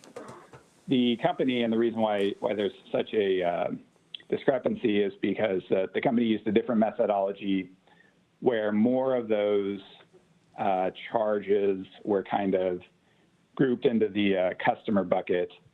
And some jurisdictions accept that methodology. I'm not saying that it's completely baseless, and that methodology is based on an assumption that a theoretical system where a portion of the system that is allocated to customers, or I should say that there's a portion of the poles and wires and substations that are allocated to customers, and that's calculated by developing a hypothetical system that is the minimum level that would be needed to hook up a customer, regardless of the demand of that customer. So those can, in some cases, and in this case, result in significantly different results. I appreciate the company initially coming in with I think a fairly reasonable increase in their customer charge. And I think we got to an even more result ultimately through settlement. I guess that would be my the response in terms of why this particular customer charge I think is reasonable and appropriate. In terms of what would the case look like if the customer charge was increased dramatically? I didn't do that analysis. I don't believe that anyone from staff did either. In part because I think just gradualism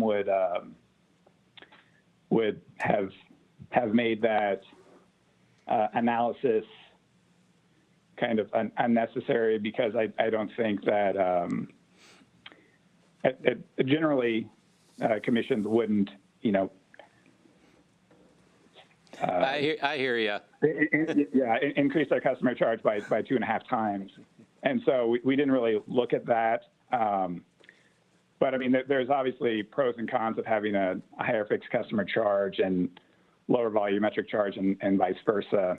But from my experience in working in other jurisdictions, I think that the basic customer method, which is the one I used and relied on to get to the $8.62, is the more defensible methodology. And I think that the result we ultimately got to was appropriate. Hopefully that answers your question. It does. That's very helpful. And I guess maybe I wasn't understanding that there were different methodologies, and so I appreciate that. And obviously I'm not advocating that we go to 28, but I think about these things. What would the rate structure look like if we did? And you're right, it's not something that's going to happen, but I think about these things. It's because those ranchers and farmers use so much electricity on their grain bins and water heaters. Well, no, it's the fact that there's a lot of miles of poles and wires, and that's why that fee is a lot higher per person. Okay, so that's the questions that I've got that are not confidential. Great discussion. Thank you all for tolerating me. Want to take? Let's take about a 5-minute break, and then we'll come back. Does that work? Who said we tolerate? Yeah.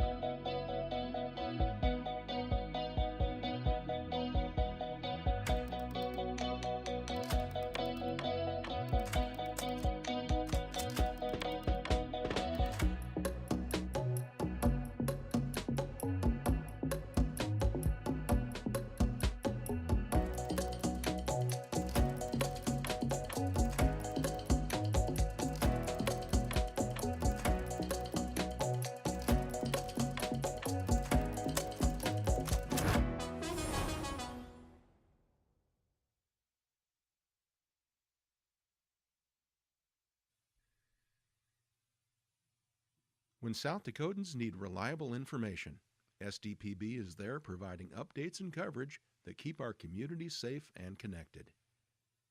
Good, useful, and full of wonder. SDPB.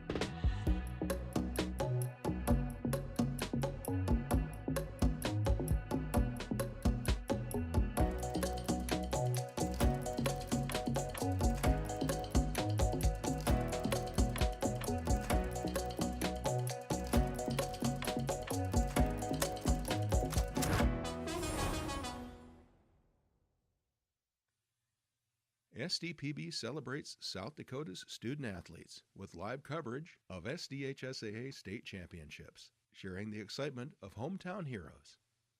SDPB, good, useful, and full of wonder.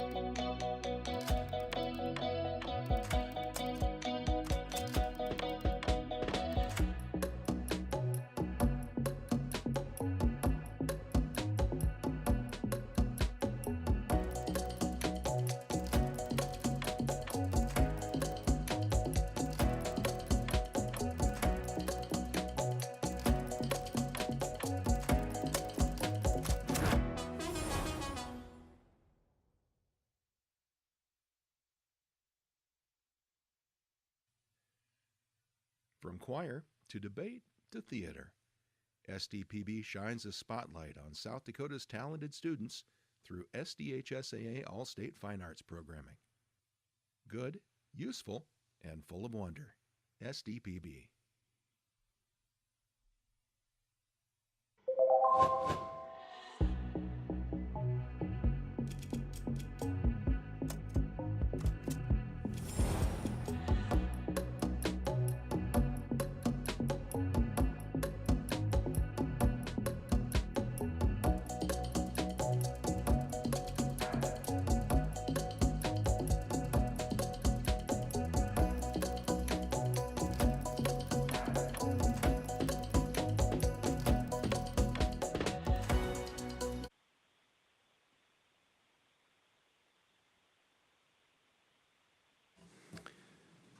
We will reconvene, and Commissioner Fegan, do you have some further questions?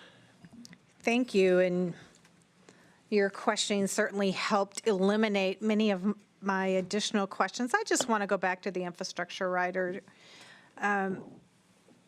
So we have another docket coming. So it's kind of like we have both dockets, the rate case docket, and we have the infrastructure rider docket coming yet. So when you looked at the, I think it was the 129 projects that excel, you removed 31, right? And I don't know who did it, Brittany. And so then they asked for an additional 9, and you included 2 of those, right? That they asked for an additional 9 unknown and measurable, which makes it up to like 431 projects. So I heard through the questioning of Commissioner Nelson, they have 4 additional projects coming in, it sounded like, but when I look at the 9 and the 2, that would be 7 possibly. Can you kind of tell us about what's coming and what's not in here and why it was moved or if it's moved or? This is Brittany Malhofer, staff. So the 9 additional projects you're referring to as part of the capital known and measurable adjustment. So as for that adjustment, as far as what's being included in base rates, we did remove several projects that weren't in service yet, and then added in other projects that were not initially proposed to be included that are in service. So all that pertains to what's going into base rates. And then as far as the infrastructure rider, the 4 projects, that was an estimate of the additional projects that could be added to the infrastructure rider by reducing that threshold from 250,000 to 100,000. And so it may be 4, it may be a different number depending on the year and what projects they have, but it's not a significant amount of projects that are going to be added to the infrastructure rider because of the threshold change. When do you expect the infrastructure rider docket to be in front of us? Like this summer?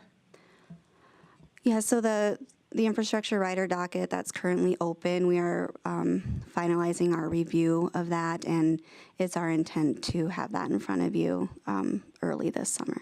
Okay, thank you.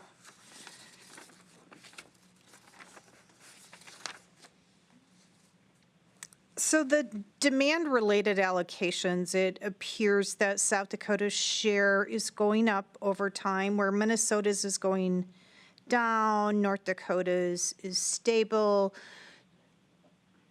Who reviewed that, and what are the factors to the increase in South Dakota's demand-related allocations? And if I could just add to that, what is the allocation that was arrived at? This is Ryan Pass. So this was part of what we added in the settlement as part of back and forth negotiations, but the company did provide the updated allocation factors. And through discovery, the company explained that the shift is driven by Minnesota's peak demand having declined more than South Dakota's due to the, at least partly due to energy conservation programs. In terms of what the, was there a follow-on question to that? Oh, okay. In terms of the demand allocator, I don't have that right on my fingertips, but I could look at my notes and see what changed, unless the company wants to add. This is Brittany. I have those numbers in front of me. Okay. The demand allocator filed in the case was 7.0412%, and the 2025 that we updated it to was 7.127%. So a follow-up question to that, when you get those percentages, is it based on facts and figures, right? There's not an estimate of some energy conservation guess on a workbook. It is facts and figures. Thank you. Correct. Yes, they're all nodding their heads yes. We use actuals to calculate those.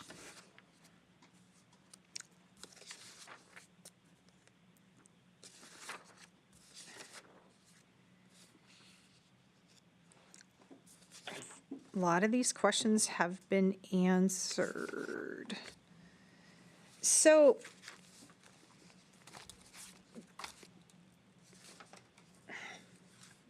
So I had a data request that I submitted in February after a question I had at the briefing that Excel was here in front of us in October. And I know I can only do what the law says. And as a commissioner, I could never require this because the law doesn't say that I can require this. But I do have a passion of protecting customers in South Dakota, and we have very limited staff that can really go out in the field and work with concerns of our customers. It took a while to get a response from you. The first response was extremely vague on customer service representatives and billing assistants. And I looked at your numbers that you sent back, and Minnesota has some, Wisconsin has some, Michigan, there must be an outlier there, Texas, New Mexico, Colorado. The Dakotas, I feel like we're the ugly or stepchildren or something, because Dakotas is the only state that I see in NSP that doesn't have any assigned customer service representatives or billing analysis. And I asked about if they would consider, when I look at the memo of the staff on page 1, it talks about why we have a rate case. And part of their analysis was service centers. When I think of service centers, I think of customer service. So when I look at your data response, you had a data response on page 2, and it was the question of number 3, and it says, at this time, Xcel Energy does not intend to allocate customer service and billing roles located to the South Dakota service. So I see at this time. What is the time?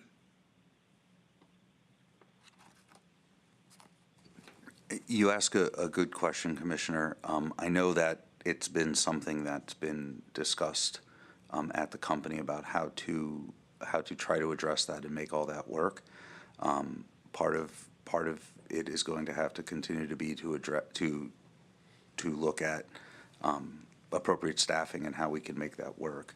But I'm pretty sure the company would be more than happy to have that discussion further as to at this time versus in the future how and if any kind of request like that can be met, if at all. Oh, I didn't like your last statement. If at all, could you please delete that from the record? Yes, ma'am. Thank you. Because I think it is important that we have 2 staff out there that are doing 100, 200 different things. And they don't always have time to work with our customers that know the Dakotas.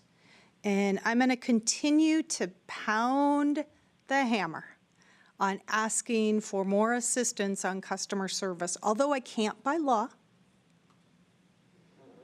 but I can still be an advocate for our staff that work really hard here for Xcel Energy and trying to get more support for them. I did have another data request in that question that I submitted, and why does that become all confidential? I look at this rate case, the settlement, and I feel like transparency is really important for our ratepayers. And my other question, I can't even talk about it in the public. We understand that concern, Commissioner. Part of reaching a settled outcome versus a litigated outcome is part of the puts and takes between the parties. And keeping some of those puts and takes trade secret is an important competitive advantage for both the company and for the Commission. And we recognize the interest and the need for transparency, and we do try to be as transparent as possible. But that's unfortunately part of sort of the settlement process here in South Dakota. And I know that's not a very satisfying answer. You just gave me a softball for my last question for staff. Great. Wow.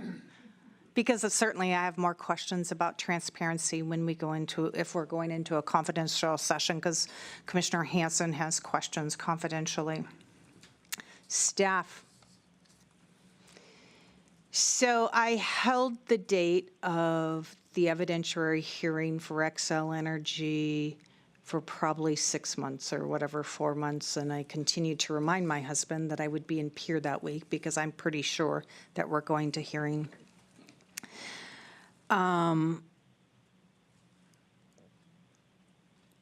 So when there's a settlement versus going to hearing and litigating so the three commissioners can see stuff behind the curtain, I see value in that. And actually, I don't think I've had an evidentiary hearing lately on a rate case, and I a lot of times see value to see behind the curtain as three commissioners. So when you went to settlement and decided not to litigate, do you think that was the best value for our ratepayers? And what do you think the ratepayers got out of that? And what risk would have you taken if you would have litigated? Because we don't know those risks. We don't get to see that. We get to see a settlement. I can start that out. It's Pat Stevenson and staff. When you can settle and avoid a costly hearing, we feel like that's in the, that can be in the benefit of ratepayers. Like I said, the hearings can be very costly. We've got, I don't have it at my fingertips, but we have had rate cases go to hearing before on just minimal issues, and it increased rate case expense dollars quite substantially, doubling in some aspects. And you're then taking issues to hearing, not knowing if we're going to win or lose those issues.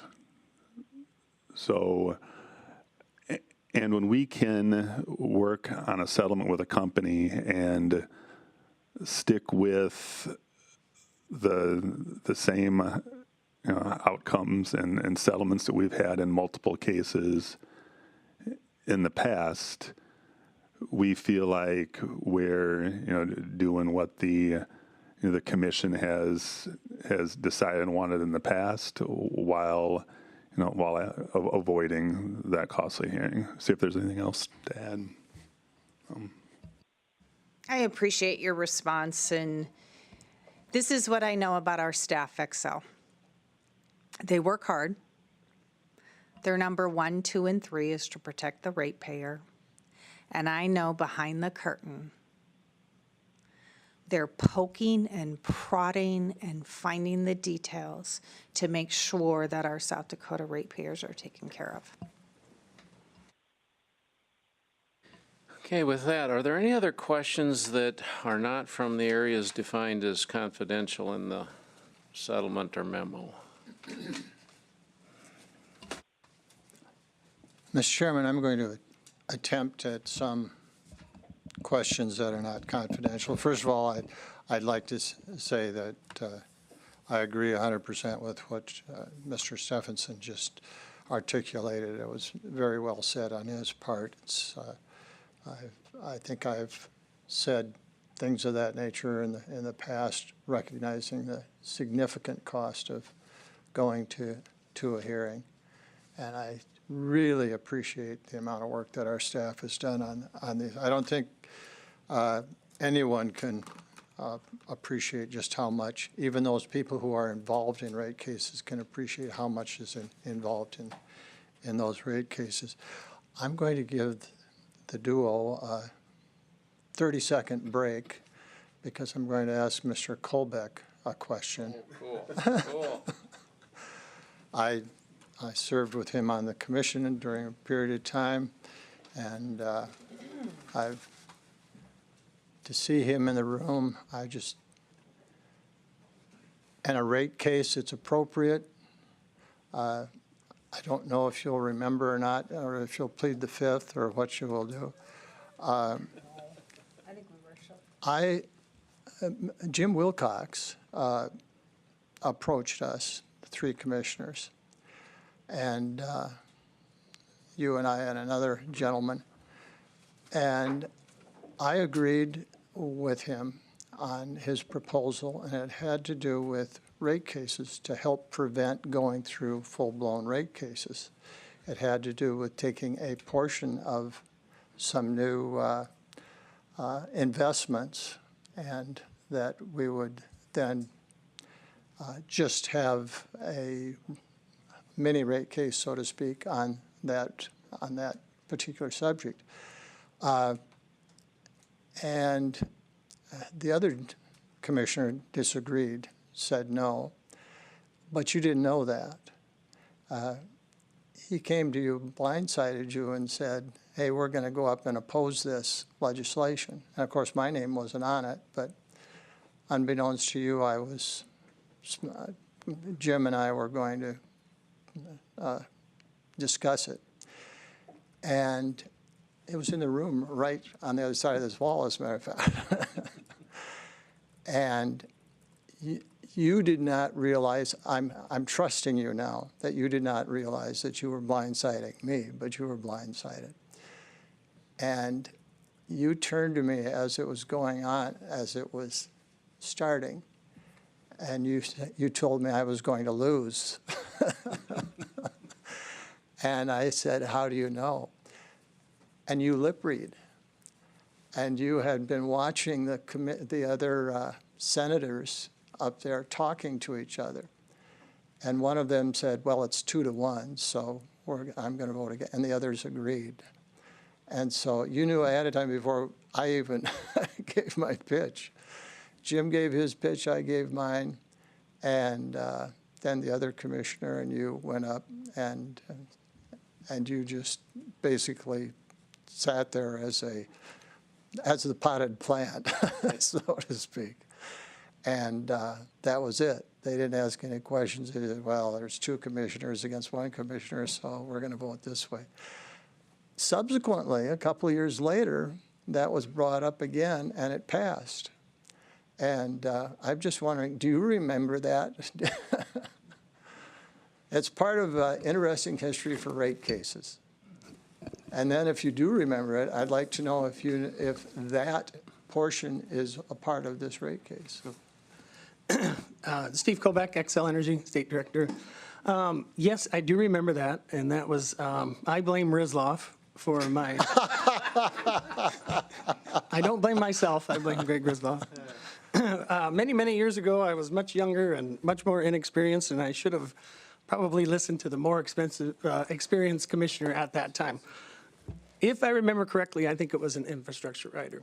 And at that time, there was a huge debate on what is better for, is it better for a consumer to pay a little bit at a time, or are we kicking the can and then we have larger increases at one time? So I feel that we eventually arrived at the correct determination that riders are good, they're good for customers, and rate cases can focus on more concentrated things. So I would say that I apologize. But yes, it was not easy to get where we are. I know what your point is, and the point is that we're always trying to do good things for consumers, and it was a fight to get where we are, and I appreciate you. You were so articulate, so well said. I appreciate it. And I'm glad you remembered it was an infrastructure. You're right, it was an infrastructure rider, but I didn't want to lead the witness, so as much as I did anyway. So thank you, Steve. I don't know. Is there someone else that has a question?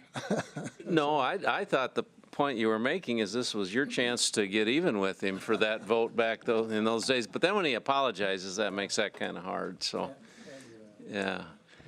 Well, thank you. I appreciate that, and thank you for letting me get off onto a little bit of history. There's a lot of history with rate cases with me, and they're one of the things I least enjoy is rate cases. I'm going to attempt to say a few words and then attempt, because 98% of what we do is reading. So when we have an opportunity to talk to human beings, we sometimes get carried away. I really, really appreciate all the questions that my other fellow commissioners touched on and went through. Makes it a lot easier for me, as a matter of If fact. I could just ask, are you going to need to try to dance around some of this confidential stuff? Just one portion of it. So let me put my cards on the table. As I look at a number of the items that have been indicated in here as confidential, I'm not convinced that they comply with the statutory allowances for confidential. And so I want to have that discussion at whatever point is convenient for where you're going. Yes, Gary. and you've touched on exactly one of the issues that I think all three of us probably have, that has to do with confidentiality and whether something should be confidential or not. I'm going to admit, and I probably shouldn't do that with a journalist in the room, but I'm going to admit that I have an empathy towards utility companies, having been in charge of electric utility with 5,000 meters and a water utility with 50,000 plus meters, and having to figure out sewerage charges based on those, and doing that on an annual basis for 8 years and making those plans for a 5-year period. I understand significant challenges, especially when you have hundreds, thousands of people that are going to have the opportunity to tell you that they know better on how to do it. But truly, I think you understand from previous questions and perhaps from my questions that we have a very strong concern about reliability right now with the retirement of so much capacity while we're going through what can be a somewhat of a forest of just exactly, we're pioneering on some of these things, and certainly technology is changing, and the dramatic increase in electricity usage. That really concerns us as three commissioners, and it concerns the entire PUC. I know it concerns you. So as we go through this, the last thing we want is for another state's policies to start creating additional havoc for all of us, and especially for increasing potential for increased costs for our ratepayers, and the challenges for what does it do for reliability. Costs are always of concern. So with that, the one area where I had some questions, and I'll call it the O word,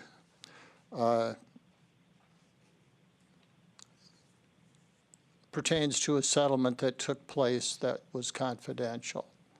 And my dancing around this is on, I think you know what I'm referring to.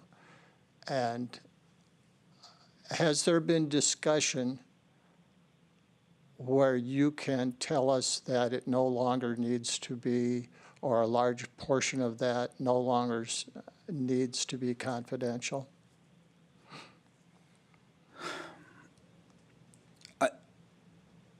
I think the answer to that is, with the appropriate passage of time, the yes, simply.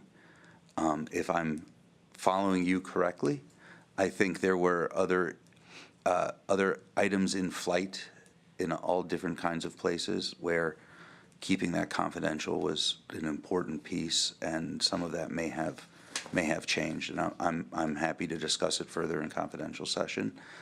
I think I'm understanding where you're going, Commissioner, and as a lawyer, there's litigation risk, I guess, is a big part of a lot of this, and so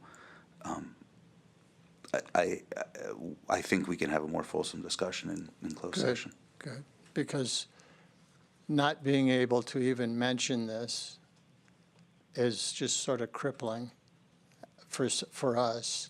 It's something we really think the citizens need to know about, and it's frustrating to see it as confidential. So thank you for that. I just wanted to make sure before we went into confidential, if this is something that has already been figured out, then there's no reason to be doing that. But Mr. Chairman, apparently we will need to go into confidential to discuss that. Maybe. So let me let everybody know kind of where I'm at. So there's a confidential piece at the top of page 9 in the memo that relates to capital known and measurable. I do not challenge that. I fully understand why, from a competitive perspective, that needs to be and is allowed under state law to remain confidential.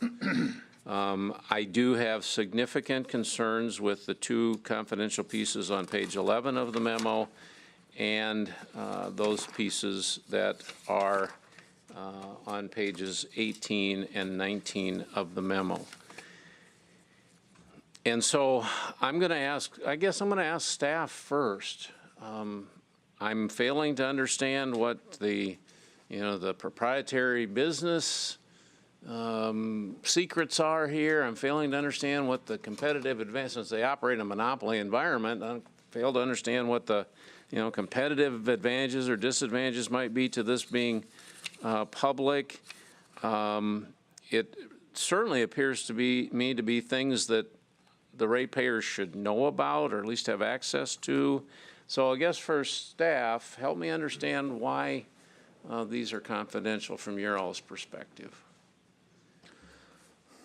Mr. Chair, this is Logan Shapar for staff.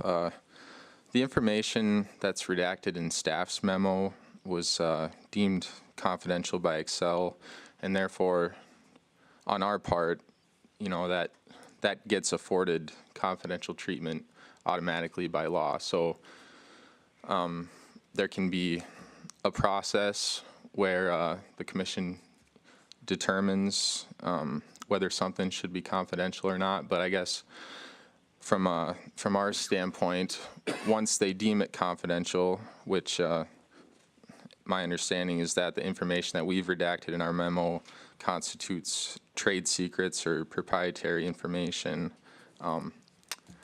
That's just where we are. That's just where we are for now, is that it's afforded confidential treatment. From staff's perspective, I guess maybe it's a question for Excel on the particulars, whether they're willing to make those sections public or not. And I'll get to you. And so I'm curious about we've had proceedings where other interveners have challenged confidentiality, and then the commissioners have ruled on that. Do you believe it would ever be appropriate for staff as a party to challenge their claim of confidentiality, or is your role simply to accept it unless somebody else challenges it? We won't just accept it wholesale. I guess we were under the understanding that it was valuable to Excel for this information to remain confidential. The particulars of why they needed to remain confidential, I'm not sure of all of them, but that is my understanding. I suspect we're going to hear that very shortly. Go ahead. I think that's right, Commissioner. We very much appreciate staff's maintaining the trade secret here, and I think there are valid reasons to maintain this as trade secret, or at least there was at the time we entered into the settlement, and we're happy to have that conversation with you. Well, I'm prepared to have that conversation right now on the issue of under the title of land sale. Then there is a paragraph that. Mr. Commissioner, should we be in closed session? No, because I'm not. The title land sale is not confidential. Okay. Okay. Understood. There is a paragraph underneath that heading that is, and I am not going to repeat anything from that paragraph. Gotcha. But what I do need to know, and if you think you need to go into confidential to answer this question, I guess then maybe we do. But if you can tell us what there is in that paragraph that would be a trade secret, that would lead to some competitive disadvantage for you, I'm not seeing it. Help me understand. I think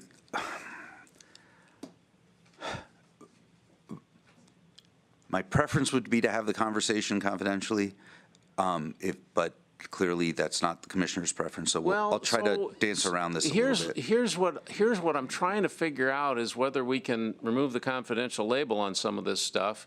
But if you want to go into confidential to explain to me why it has to be that way, and then we can decide if we're going to come out and undo the confidential. Is that fair? No, that's exactly our hope. Okay. So for our reporter in the room who told me this is her first PUC meeting, so we're going to help her understand some PUC procedure, and I know Mr. Mercer's probably listening, and maybe some others are listening. So there is the ability under state law and commission rule for certain things to remain confidential. And staff explained it exactly right. The company can claim that. We pretty much assume it unless it's challenged. But there's criteria in order to fall underneath that. And so the company has made that claim for a few of these paragraphs.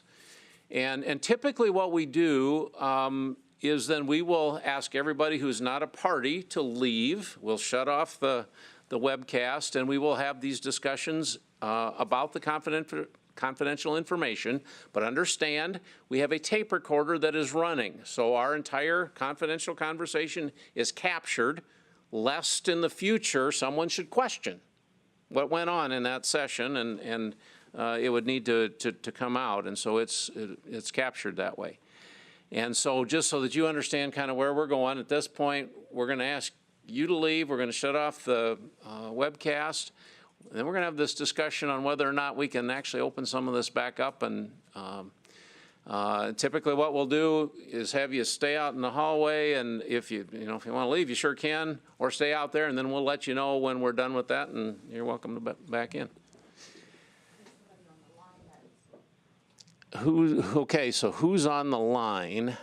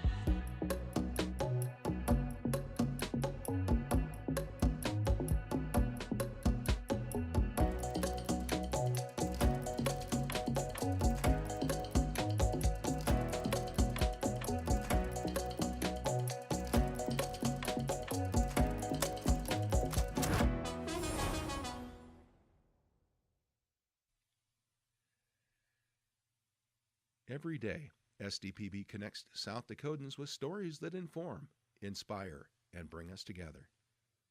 SDPB, good, useful, and full of wonder.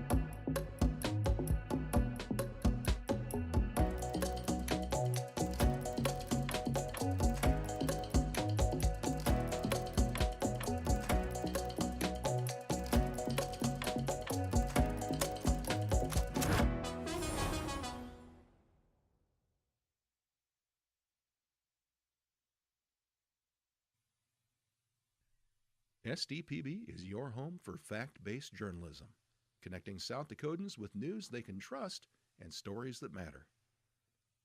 Good, useful, and full of wonder. SDPB.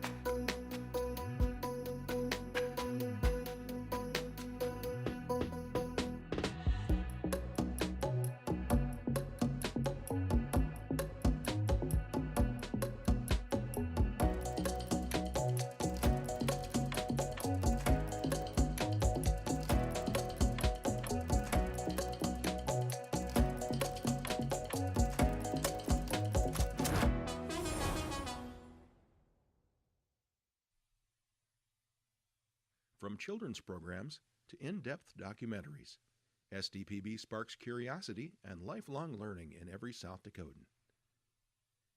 SDPB. Good, useful, and full of wonder.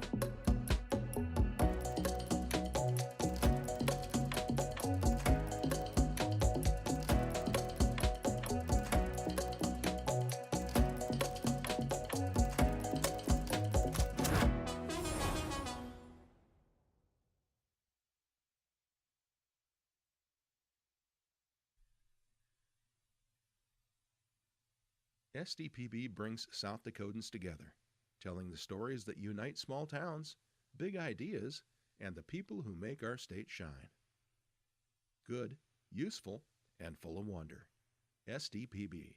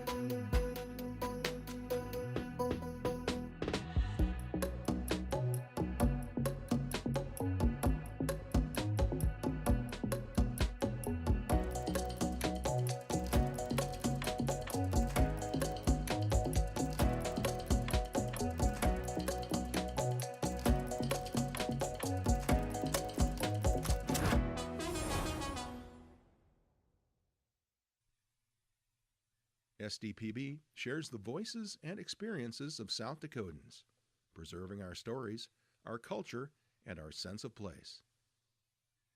SDPB, good, useful, and full of wonder.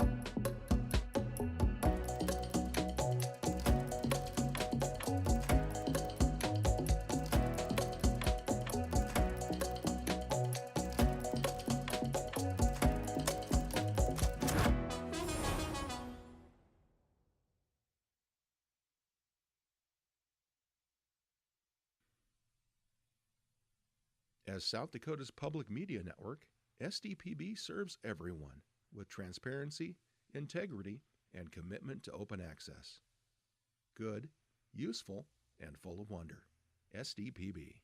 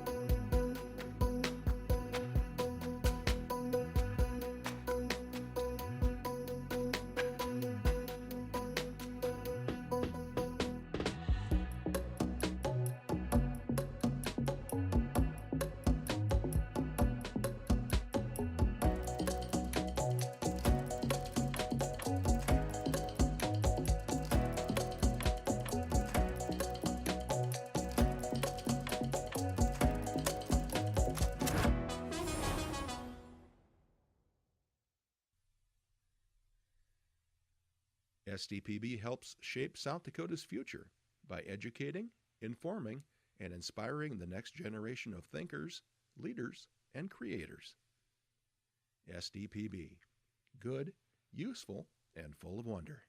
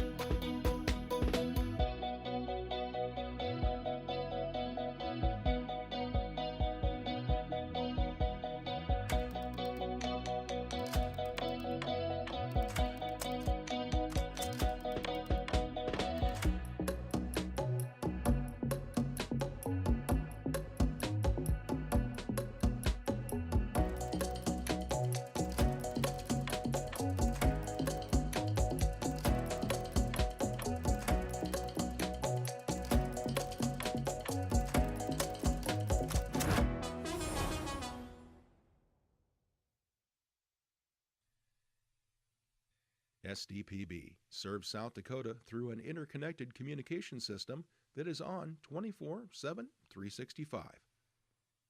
The first place for Amber Alerts, public safety announcements, and EAS messages. SDPB keeps public servants and citizens informed. Good, useful, and full of wonder. SDPB.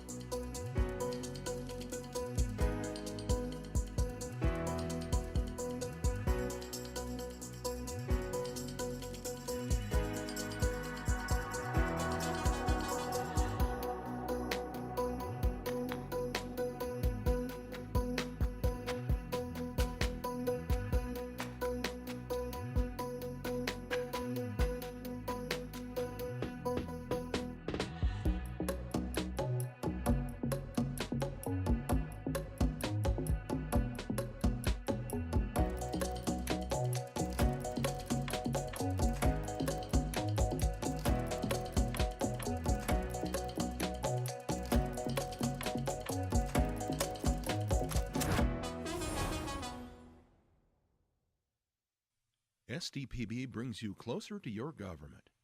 With gavel-to-gavel coverage of the South Dakota Legislature and in-depth reporting from Pierre. Good, useful, and full of wonder. SDPB.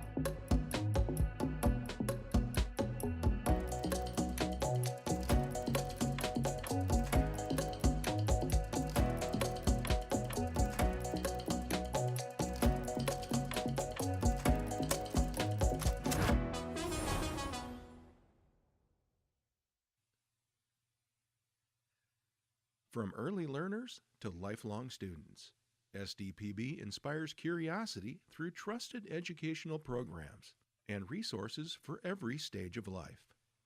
Good, useful, and full of wonder. SDPB.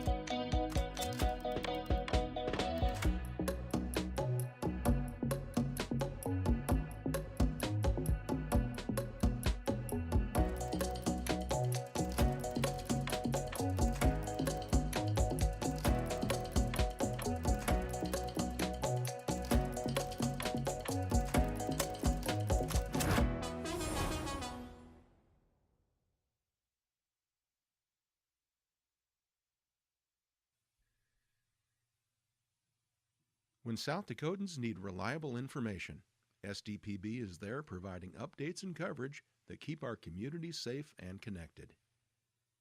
Good, useful, and full of wonder. SDPB.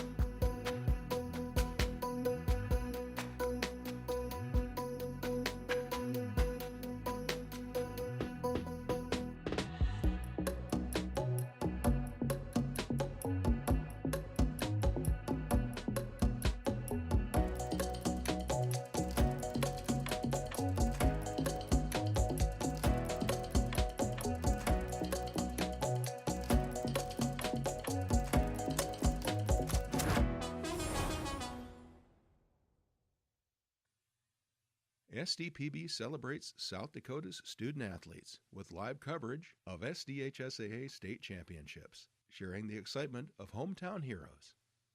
SDPB, good, useful, and full of wonder.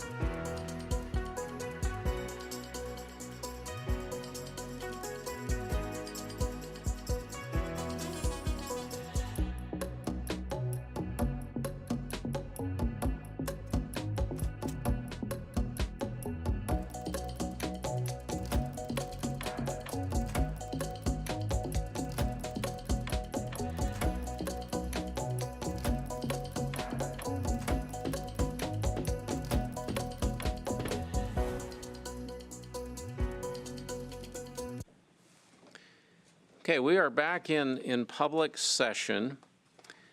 Let me just take a moment to recap the conclusion that we came to in regard to why these particular issues were labeled as confidential. And we now understand the reasoning for that and concur that the reasonings for that comply with the allowances under South Dakota law for things to be submitted to us confidentially. We also understand that state law, as it considers this matter of confidentiality, expects that there will be a time frame attached to how long something must remain confidential. And we understand that for all of these issues, there will come a time when they can become public, and that we will be working with the company to understand when that time arrives and make them public at that time.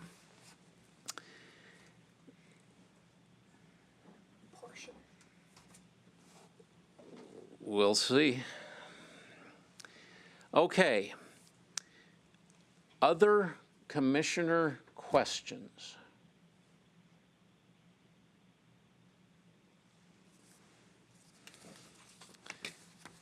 Motions.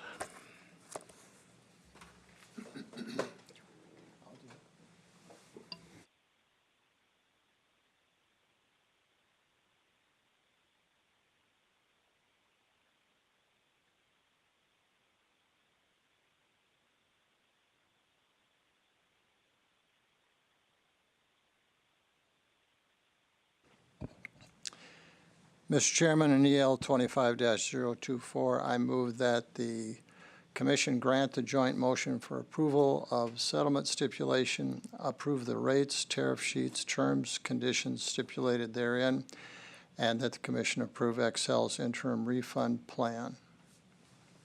Discussion on the motion. Mr. Chairman, I think this has been as thoroughly vetted as any rate increase has been. There are some situations here from a standpoint of confidentiality, which I would love to have had addressed, but we, as you stated, we fully understand the need for the confidentiality, and we agree to that. We also agree to the fact that they will be forthcoming in an affirmative manner as soon as as possible, so that it can be allowed as part of the public venue. I really appreciate the work that staff has done on this, having the experience that I have in having put rate cases together. I have a great empathy for the staff for the amount of work that had to. You look at I wish everyone could see all of the exhibits and all of the requests, all of the information that goes through this process. I guess they can. They just have to go to the PUC website and be bored out of their minds that they wouldn't want to go through all that. But that is something that our staff has done. That's something we have individually done. And I sincerely appreciate all of that work. What we have safeguarded from a standpoint of making absolutely certain that I have empathy with the ratepayers as well. I'm one of them. My family is too. And I look at this from a standpoint of how it affects the elderly and is there a youngerly? Everyone. And it's whether they're a renter or an owner. We've looked out for them and done the very best that I think anyone could to make certain that we have reliable, safe, and affordable, hopefully affordable, but it's as affordable as we possibly could construct. And so I appreciate the opportunity to be one of the commissioners who has to suffer through this to come up with the information and the solution. So thank you, Mr. Chairman. That's all I have to say. Additional discussion. Thank you, Mr. Chairman. Xcel rate case, when we get that filed in June of 25, we knew that this was going to be a major, if not the top priority of this organization and our staff. We have approved something today that is fair, is balanced, and protects our customers, but more than that is just and reasonable. And yet we are still making sure that we have reliable service, and I appreciate that. A lot of times, ratepayers don't understand that we have to adhere to the law, and our decisions can be appealed to the Circuit and Supreme Court. The utilities, by law, get to earn a reasonable rate of return. And I believe that's what the staff and have been negotiated with Xcel. You know, you look at the original filing of over 43 million, and you cut that nearly, not quite, nearly in half. And you look at the percentage of increase of over 15% that was requested, and you got that down to about 9.5 overall, and I appreciate that.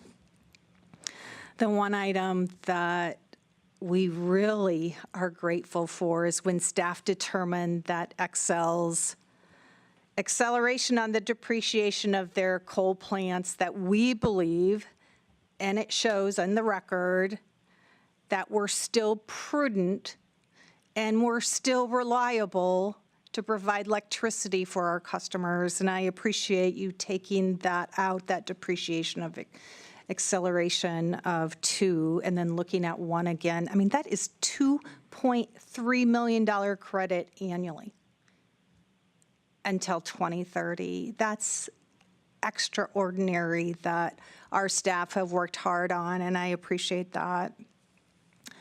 So when I look at, I think it's attachment A, Eric, and it's all the items that you disallowed. The staff have and the PUC have disallowed millions of dollars that will not be passed on to South Dakota ratepayers. And my favorite part of this whole docket and the settlement is that you made Xcel accountable to our ratepayers. And when they chose to make a voluntary decision to retire those coal plants early, South Dakota said no. And you have listened to the 3 commissioners on our passion for dispatchable generation to make sure on a cold night we still have electricity. And I appreciate that. Over 300 data requests with subparts of 800. Man, Commissioner Hansen, you are right. They ask question after question after question, and they dig in deep. And we don't get to see all that as a commissioner, so I appreciate that. At the end of the day, the PUC have scrutinized every single penny and have made sure that the ratepayers of South Dakota are protected, yet still have reliability. Wow, I'd associate myself with those comments any day. Thank you, Commissioner Fegan. Let me just add a few things. It was suggested to me the other day, or the question was asked, why aren't there more citizens, ratepayers from Xcel, why aren't they involved in this? Why aren't they filling this room? And I think there's really two simple answers to that. The first is they've got their lives to live. They're Xcel's customers, they're out doing life. They've got their work, they've got their families, they've got the things that they focus on. But really the second answer to that question is Xcel customers hire us. They hire 3 commissioners, they hire the really smart staff people that we've got surrounding us here to do the hard work. And on behalf of Xcel customers, over the last year, our staff and the experts that they brought alongside them have gone through this rate case with the finest tooth comb you can imagine. And that's why the people hire us. And I can stand here today and say to the folks, the citizens of South Dakota Xcel ratepayers that hired us, I think we've done you right. And thank you for giving us that privilege. Now, as I talked about earlier today, we receive a lot of public comment. And a lot of those comments, they're hard to read because they come from people that are elderly, that are on fixed incomes, that are begging us to simply say no. And I feel that, I understand that. But as Commissioner Fegan said, the law doesn't allow us to just say no. The law requires us to do this fine-tooth analysis and figure out which of these expenditures are legally allowed to go into rates and which are not. And over the last year, that's exactly what our staff has done.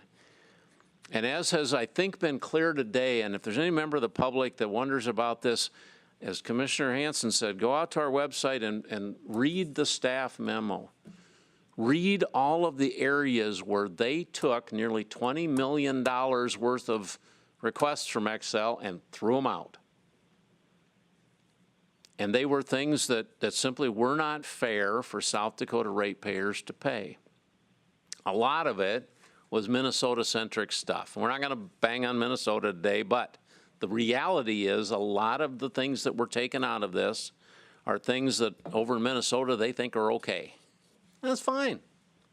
Minnesotans, you pay for it. We're not. And this settlement reflects that.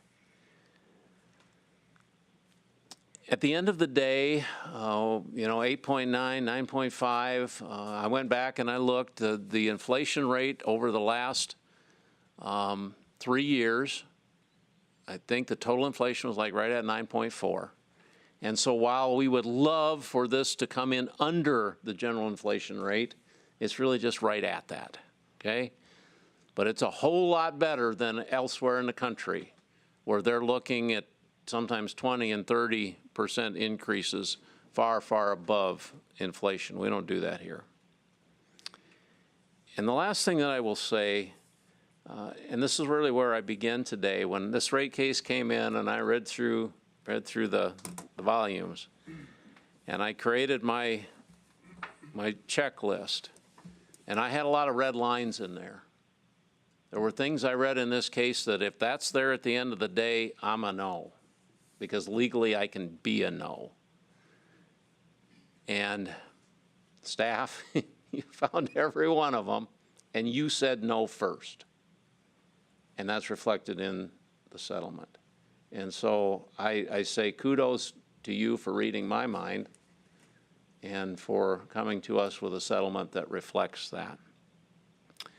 Again, if there's anybody questioning the validity of this, I beg you to go read the memo and figure out the hard work that staff has done to throw out nearly $20 million of excess money.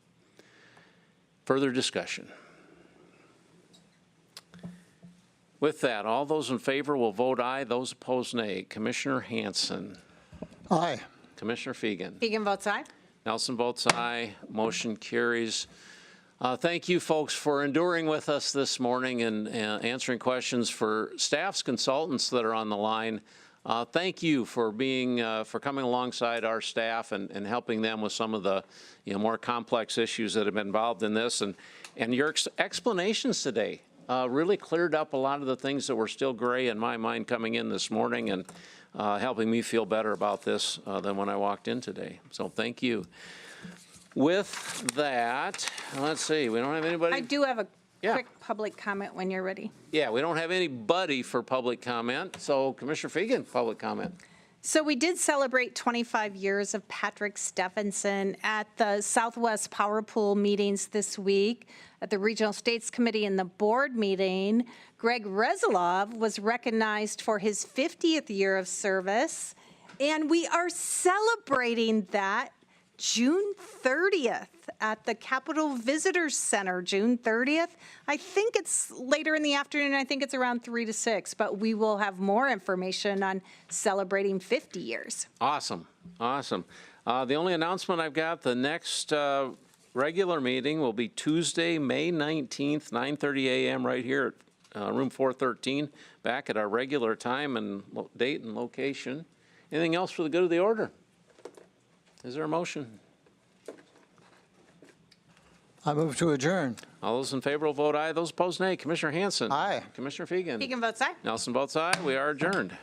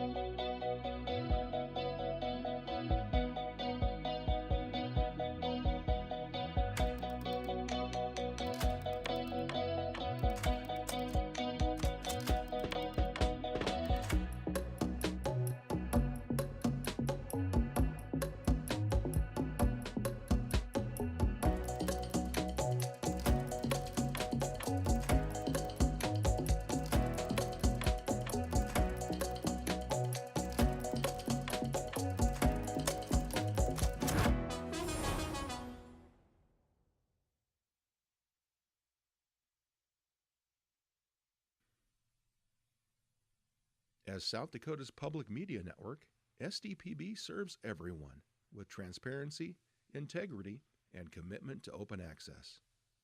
Good, useful, and full of wonder. SDPB.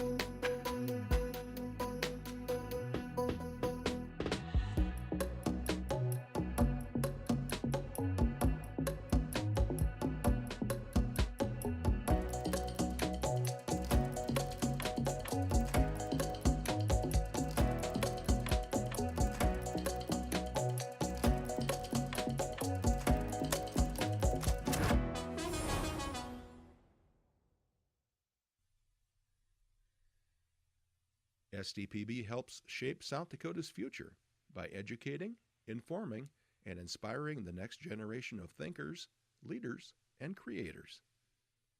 SDPB. Good, useful, and full of wonder.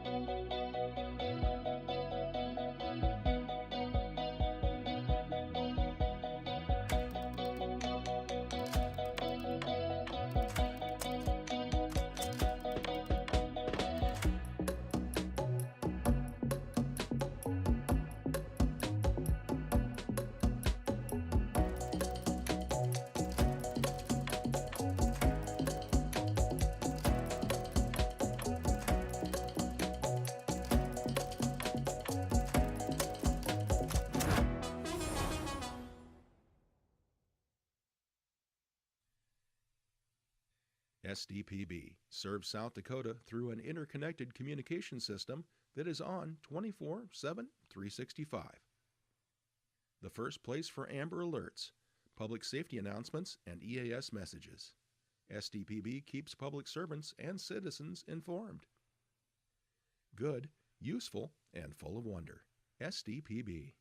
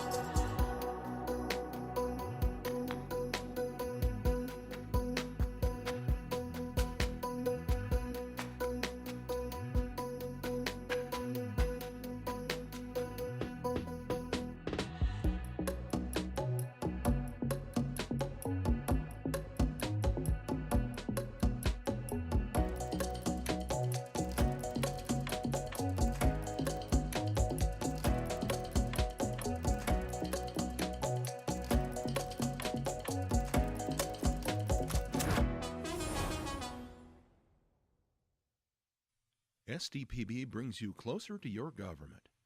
With gavel-to-gavel coverage of the South Dakota legislature and in-depth reporting from Pierre. Good, useful, and full of wonder. SDPB.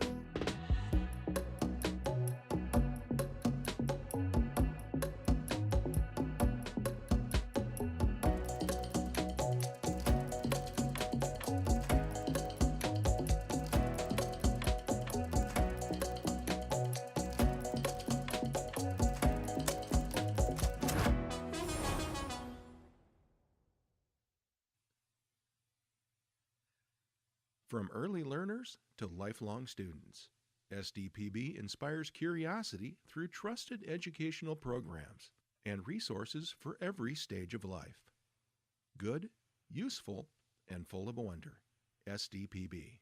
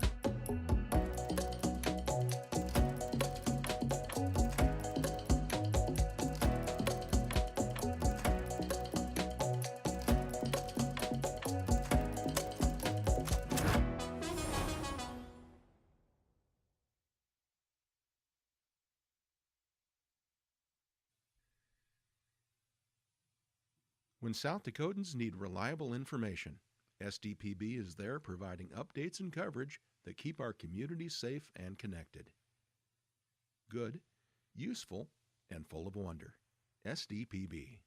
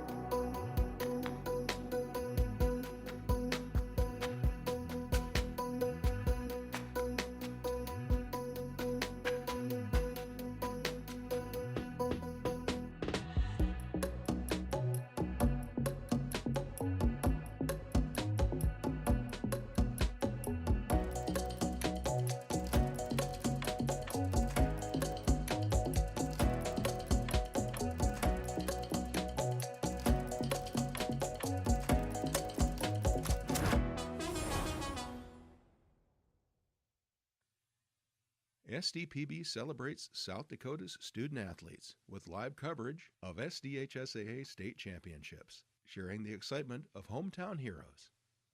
SDPB. Good, useful, and full of wonder.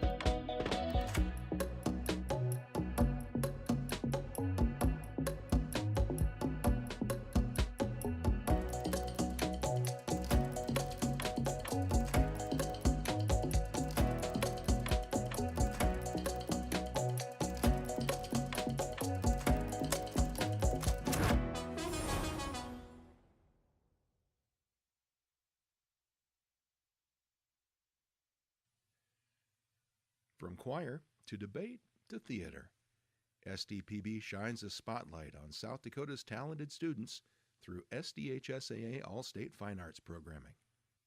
Good, useful, and full of wonder. SDPB.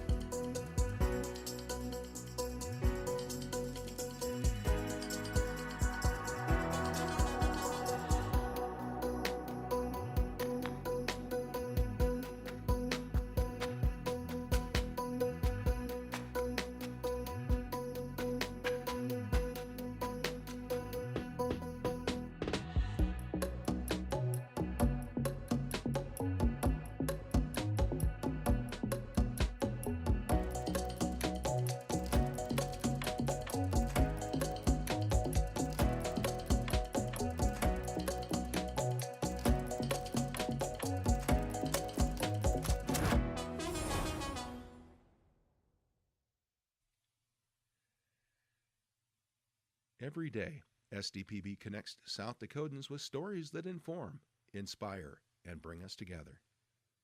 SDPB, good, useful, and full of wonder.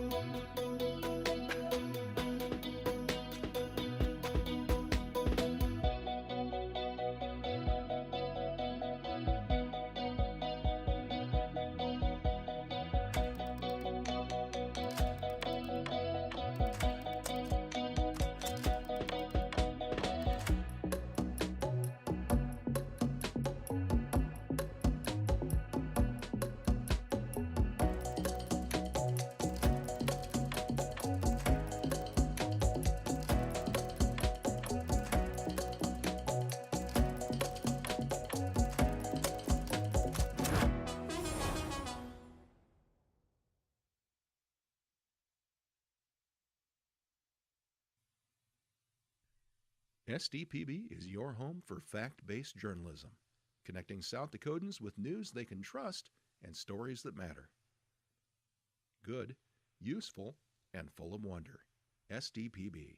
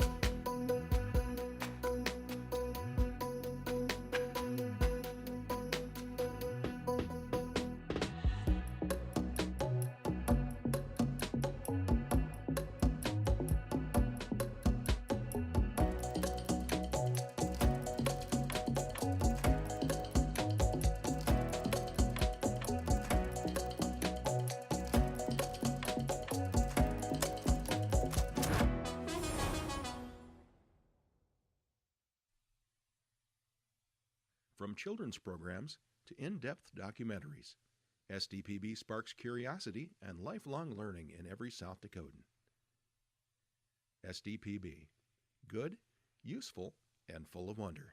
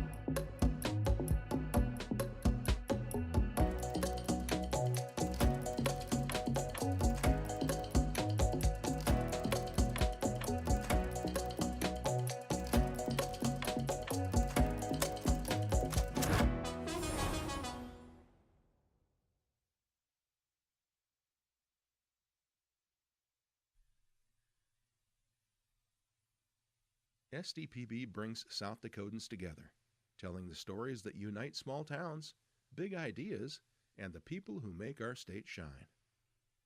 Good, useful, and full of wonder. SDPB.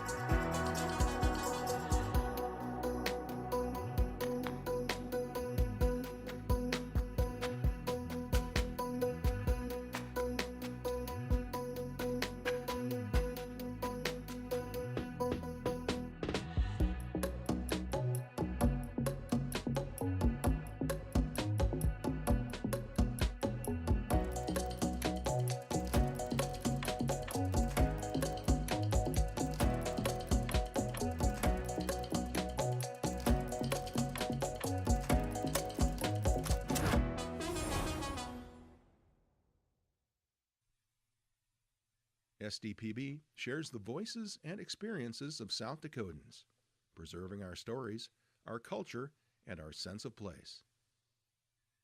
SDPB, good, useful, and full of wonder.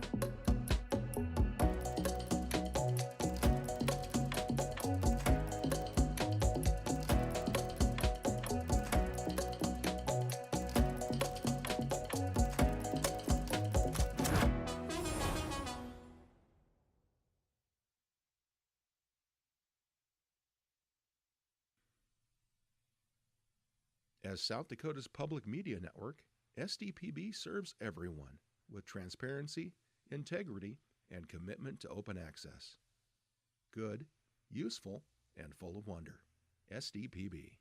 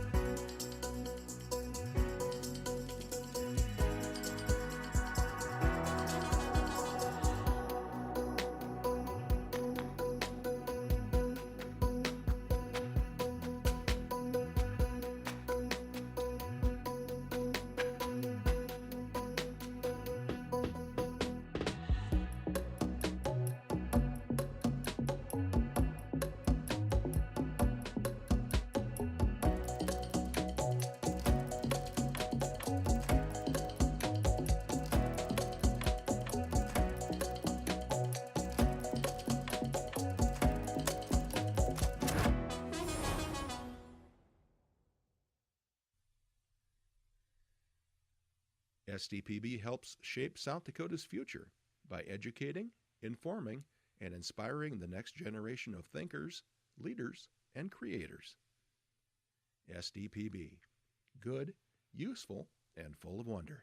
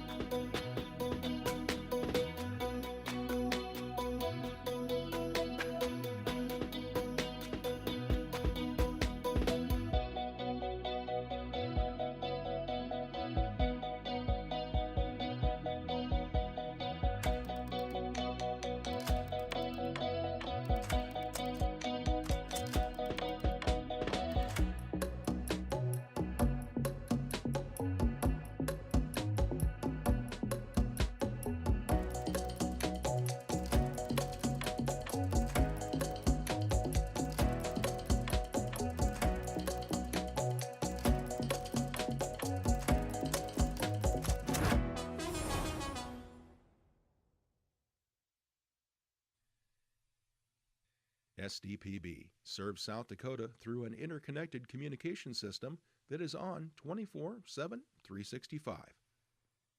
The first place for Amber Alerts, public safety announcements, and EAS messages. SDPB keeps public servants and citizens informed. Good, useful, and full of wonder. SDPB.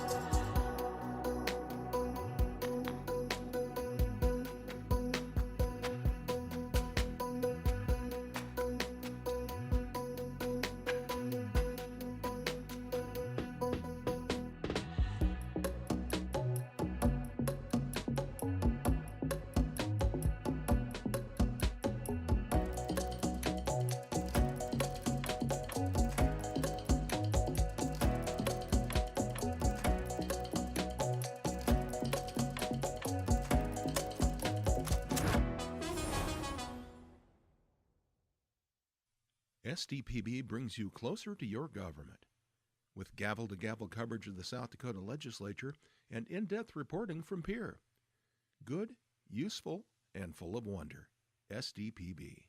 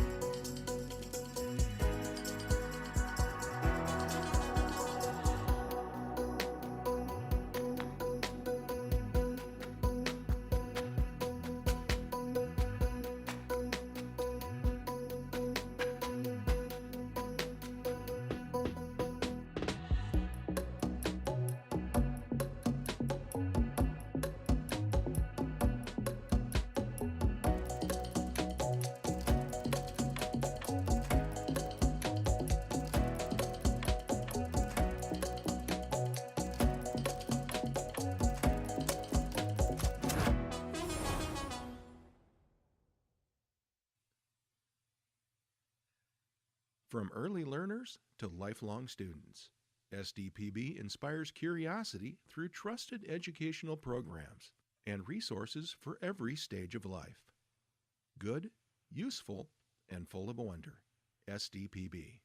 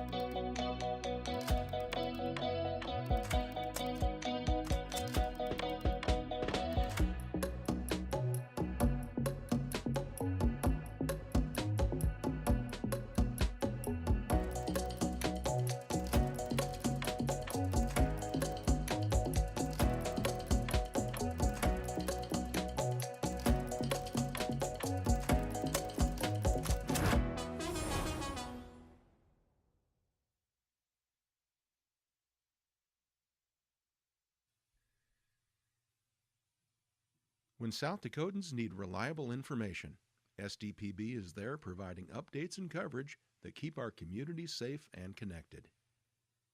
Good, useful, and full of wonder. SDPB.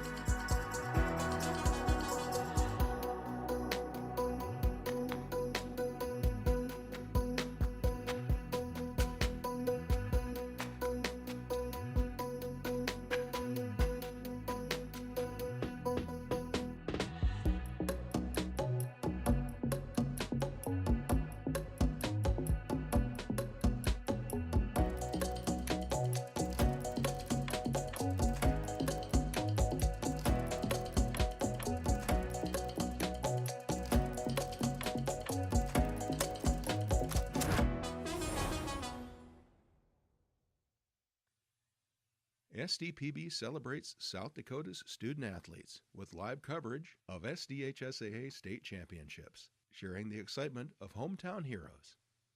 SDPB, good, useful, and full of wonder.